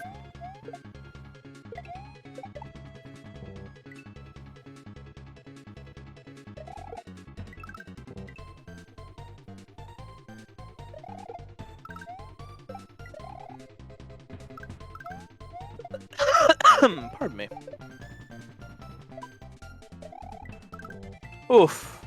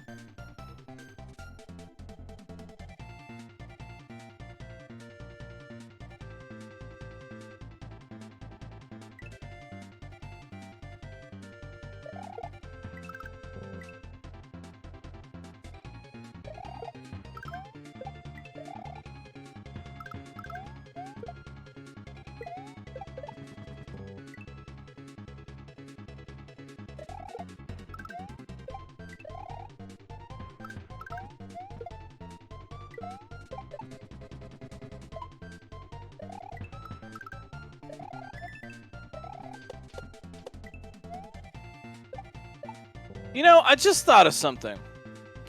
I just thought of something right this very second. Is there a patch to have message boxes which can contain images and graphics and things? Because what I was thinking was, it would be a lot easier if instead of telling the player what to do at the purple coin, if the only thing to do is just explain how that trick works. It's not supposed to be cryptic or anything. If that were the case, then the message box could have like a little text description and a literal just image of Mario holding the shell and then throwing it up. You know what I mean? Like the Like the little guy on the don't walk sign, you know, like just show it with pictures or something. And I think that might help some setups where when you read it, it's like, this setup is clear enough, but like sometimes you read it and it's like, at the purple coin, take the red shell and throw it backwards while doing a spin jump and land on the, and you're just like, what is this? What is this supposed to mean? And maybe just showing you, like having a patch that would allow for images in message boxes and using that more would be a more clear way to say to the player, hey, do this. This is what it looks like. This is how you do it. Yeah, graphical info box. I've seen graphics in info boxes as well. I don't know how rare or specialized that is.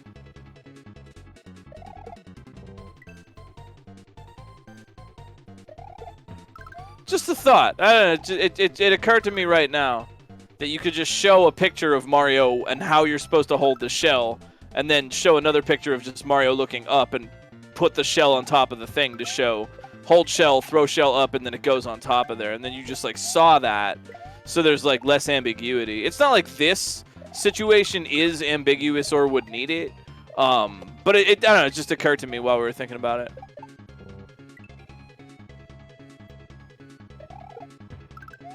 There is, yeah, I've thought about that myself, Endless Descent.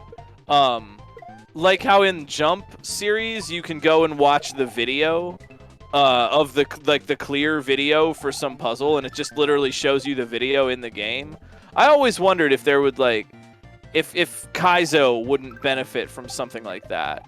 You know, if you didn't intend for the player to figure it out, if you just wanted them to do the tricks, then you could have like the Yoshi house at the beginning be like the movie theater, and if the player ever got stuck, you could just go and just watch the video, like the clear video is literally built into the hack. Or another thing you could do with that would be take it even a step further. Let's say that you don't want the player to have it be cryptic at all. The first time they go to a level on a new save file, it just shows them the clear video automatically. That if you want to play the level at all, you literally have to watch the clear video. And the first time through, it shows you this is what to do. You'd have the option to play it again if you want, but resetting every time would get annoying, right? But what if it's just like that? Then there's like, guess what? You don't get a choice whether or not this obstacle is ambiguous or not. It's not. I showed you. I mean, you might have to remember it, but that's something I've thought about for a long time, you know? How do you communicate these difficult setups to a player in a way that feels fair and respects the player's time, while not compromising your own artistic vision and making something that is, you know, genuinely fresh and interesting and fun. And, you know, I don't know. It's going to be different. There's no one answer for that, but I thought there was some inspiration from the clear video idea. Because so often it's just like, I don't, you know, I'll look up the clear video. Oh, let's see. Let's go see what Link Dead did. Did Link Dead play this one? Let's go look up Link Dead's video. See what happened. What if it were just in the game?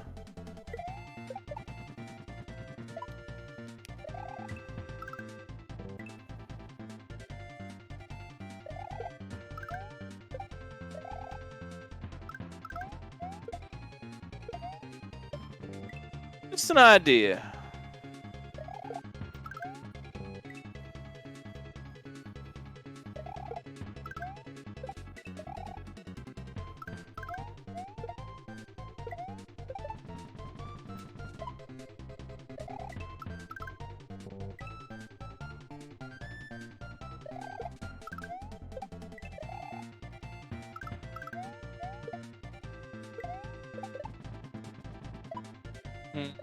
Yeah, Walking Eye hasn't quite put that part together yet. B2, though, they get it. It's just a matter of time. Hoping for some more clears, but we do say we schedule about 2 hours for these races. This is a particularly tough level, so don't hesitate to go around and watch your favorite streams tonight. I know I'll be cruising around on Twitch saying, hey, I'm making music tonight and hanging out with everybody on Twitch. No, I'm not streaming tonight, but go say hey to some streams you like, and We're hope for another clear in the time that we got. But this could take a bit for some players, which is cool. You know, no judgment. It's good. Yeah. Yeah, you could do something like that too. Yeah, where jump just gives you, like, you have to collect the coins, but then once you do, you get the movie. So maybe even, you know, we could bring that idea into Kaizo and be like, well, you do like a little, you know, once you get the H or something, then you get to see the whole level. Or once you collect, you know, put some coins in there, and if you want them, then it'll play the movie or something.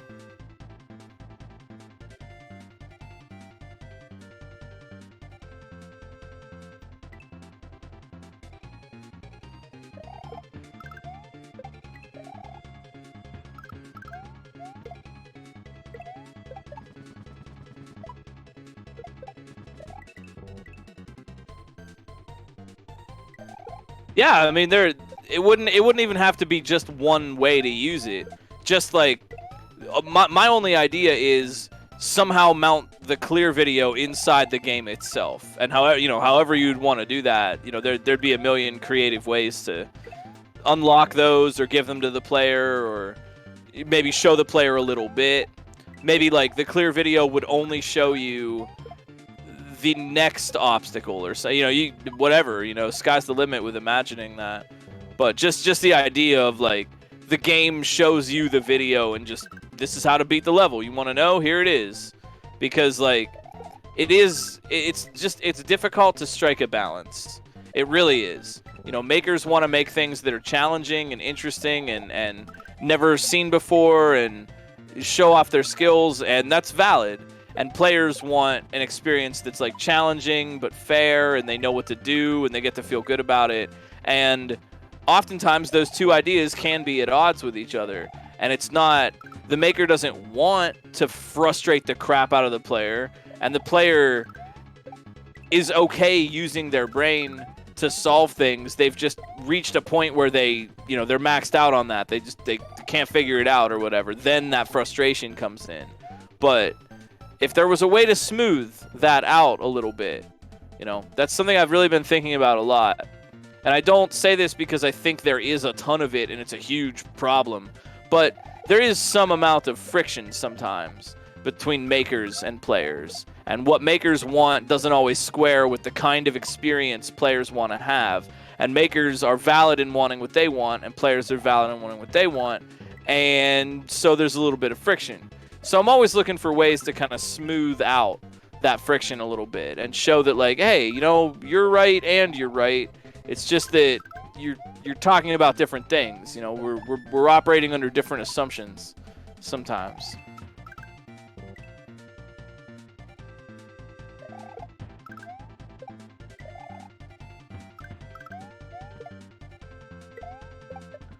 That would be possible too. Endless Ascent. That would be like freaking Luigi mode in Mario, like Odyssey or whatever. Hey, big bro, why don't we just do that? Why don't we just have full-on Luigi mode? What if you die 30 times in a level, Luigi comes out and says, hey, bro, I'll show you how to beat the level. And then the video is Luigi doing it, not Mario.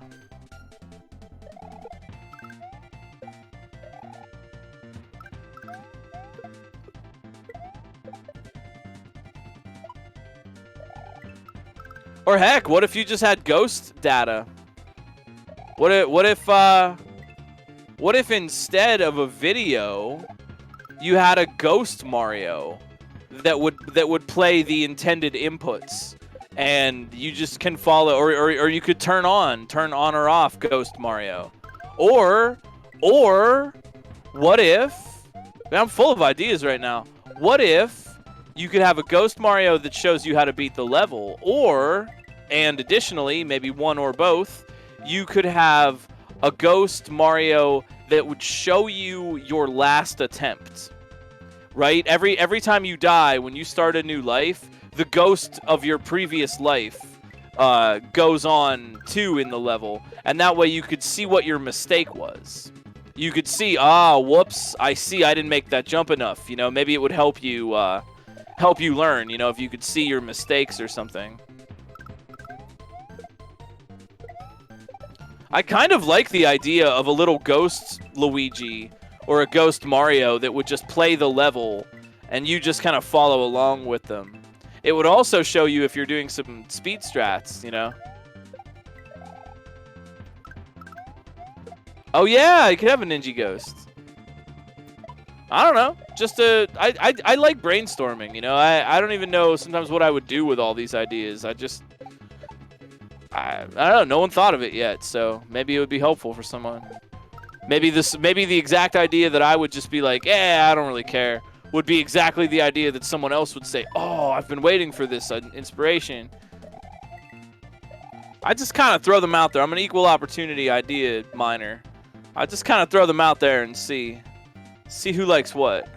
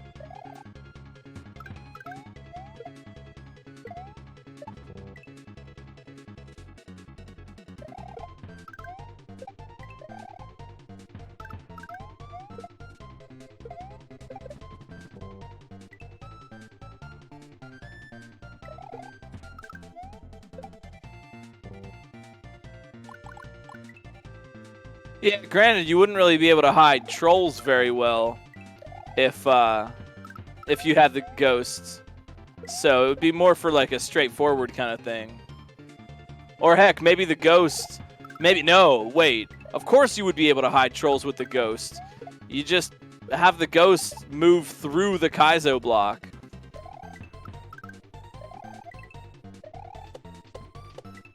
I mean, that would be kind of mean and rude, but.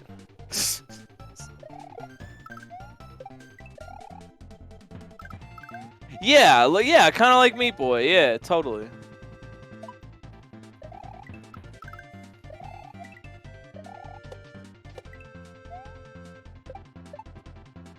I like that Meat Boy. I like that about that game. I like seeing all the attempts.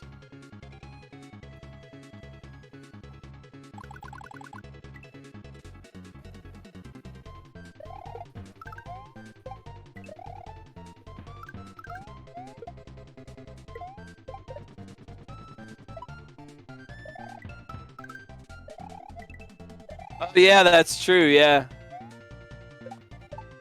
So you could hide a troll by just making the ghost not avoid it. That might be kind of funny.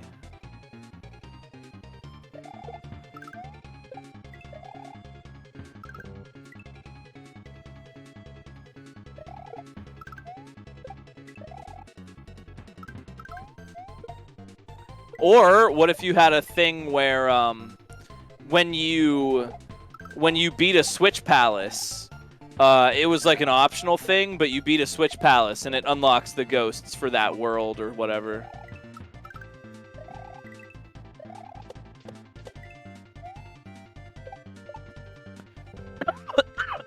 Excuse me.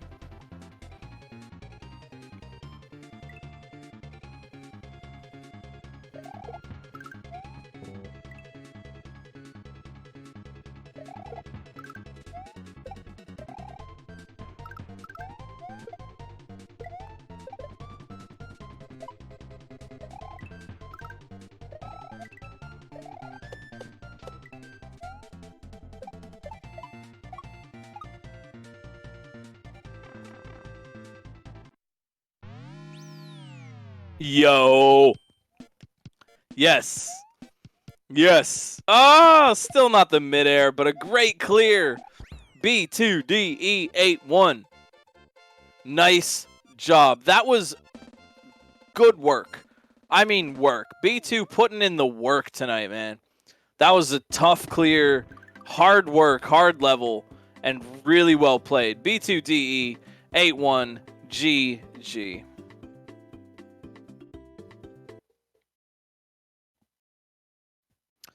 We got our final 3 here tonight, but I think we're probably gonna. I'm assuming we're gonna raid at 2 hours, but we're hoping for Germdove to get that win. There is time. I wanna see it. We got Proto Pizza still looking for that checkpoint, but they'll get it. And Walking Eye as well on the second section, but I think they need. I think they need a little bit more work on some of the first obstacles. Germdove, though, getting pretty close. I hope everybody's having a nice time. This is Romhack Races. As you may have heard, we do these every Saturday night at 8 o'clock p.m. Eastern, and we will be back next week with another exciting Romhack level that no one's ever seen before except for our testers and the maker. We got a website, as you may have heard, and a Discord where you can hang out, talk shop with us. Germdove is really close to this. Man, let's go. Oh. Let's go, Germdove.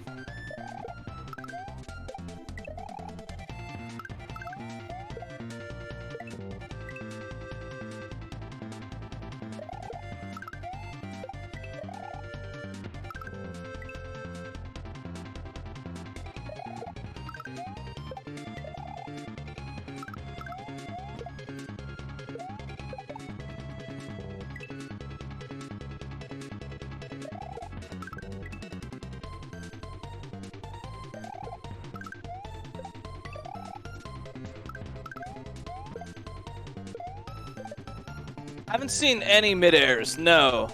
Not a one.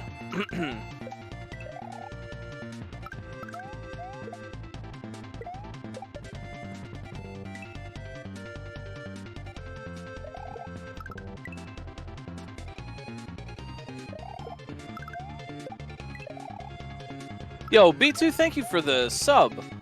Welcome back. Great job. Honestly, that was a really good win tonight. Well played. Well played. You put in the freaking work. Not just work, freaking work. Like freaking ha. I like to see the quick clears and the one shots and stuff, but honestly I don't mean to sound patronizing at all, but I'm really super proud of the long clears. You know, not only did you win, but you stuck it out for as long as it took. Oh my word, Germdove, let's go! Let's go! Yes! Yes! They got the block jump and everything! Come on! Oh, I wanted to do the mid-air. Yes! Oh, that was so good. They got the block jump. They got the 5 to 13 frame block jump. I am wildly impressed. Well played. That was awesome. Just as I'm saying, I'm proud. I am freaking proud. I do not mean that in a patronizing way, but I'm proud of the long clears. You won, and you stuck it out. 2 hours is a long time to play one Kaizo level, to do one checkpoint section of one Kaizo level. Great work. Great work. I really do. I'm proud of the long clears. Nice job. Well played. Big shout-outs once again. Quiet Mason, our maker tonight. I would tease with who the maker is next week, but I don't know. Surely someone cool. They always are. But if you like this and you'd like a little bit of more of Quiet Mason's work, Fire and Ice is the hack for you. And it's got a lot of really cool stuff in it. I really enjoyed my time with it. Super fun game. Fun and challenging, like this is. I honestly, Quiet Mason, I know you're lurking, so I'm talking right to you. You're a really good maker and someone I'm watching. Like, wow, I'm really excited to see what you do next. Because you got really good skills, tech, and I've seen you kind of innovate the form in interesting ways. I'm very, very excited to see what happens with Quiet Mason will do next. Fire 150 next. Ooh, that's gonna be pretty far out.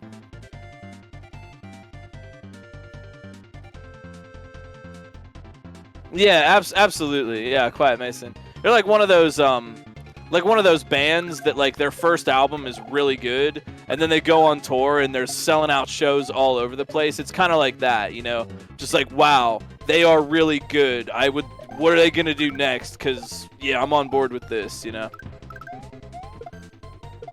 So all you got to do is not say the wrong name of the city, you know, that you're in. Good night, Alabama, Boston, or you know, call your fans idiots in Rolling Stone, and I think you're gonna make some good stuff. It is just about time though for us to roll on out of here. Thank you so much, everybody, for hanging out tonight. We do these every Saturday. If you want more Romhack Race action, please feel free to drop a follow. Come and hang out on Discord. Check out our website, and we'll be back here again on Saturday night at 8 o'clock Eastern with a level from Fire, which is going to be fire. Thank you. Really big shout outs to everybody behind the scenes. You hear me talking, but we got Dr. No, we got Osu, we got Kelgan and our scouts, we got our level testers, and D to the fourth and everyone helping out with the website and with the leaderboard. It's a group effort here at Romhack Races, and I really appreciate everybody's good work in bringing everybody fun and entertaining stuff. Yep, we got another one coming up for you next week. Thank you all for being a part of it. I'm sorry if I forgot to shout out anybody, but really appreciate it. We're going to go on a raid tonight, but don't forget to walk around the Kaizo community and see who's streaming. You might find a new friend. Thank you so much for hanging out. I will see you all on my GC7 stream. I will see you tomorrow. I'm taking the rest of the evening off to work on these fire tunes that I've been coming up with, man. You're going to love the new album. It is freaking stellar. You matter. Your thoughts matter. Your heart matters. Your feelings matter. You matter to other people in your lives. You matter to me as human beings. You matter to the internet's #1 longboy Ferd, of course.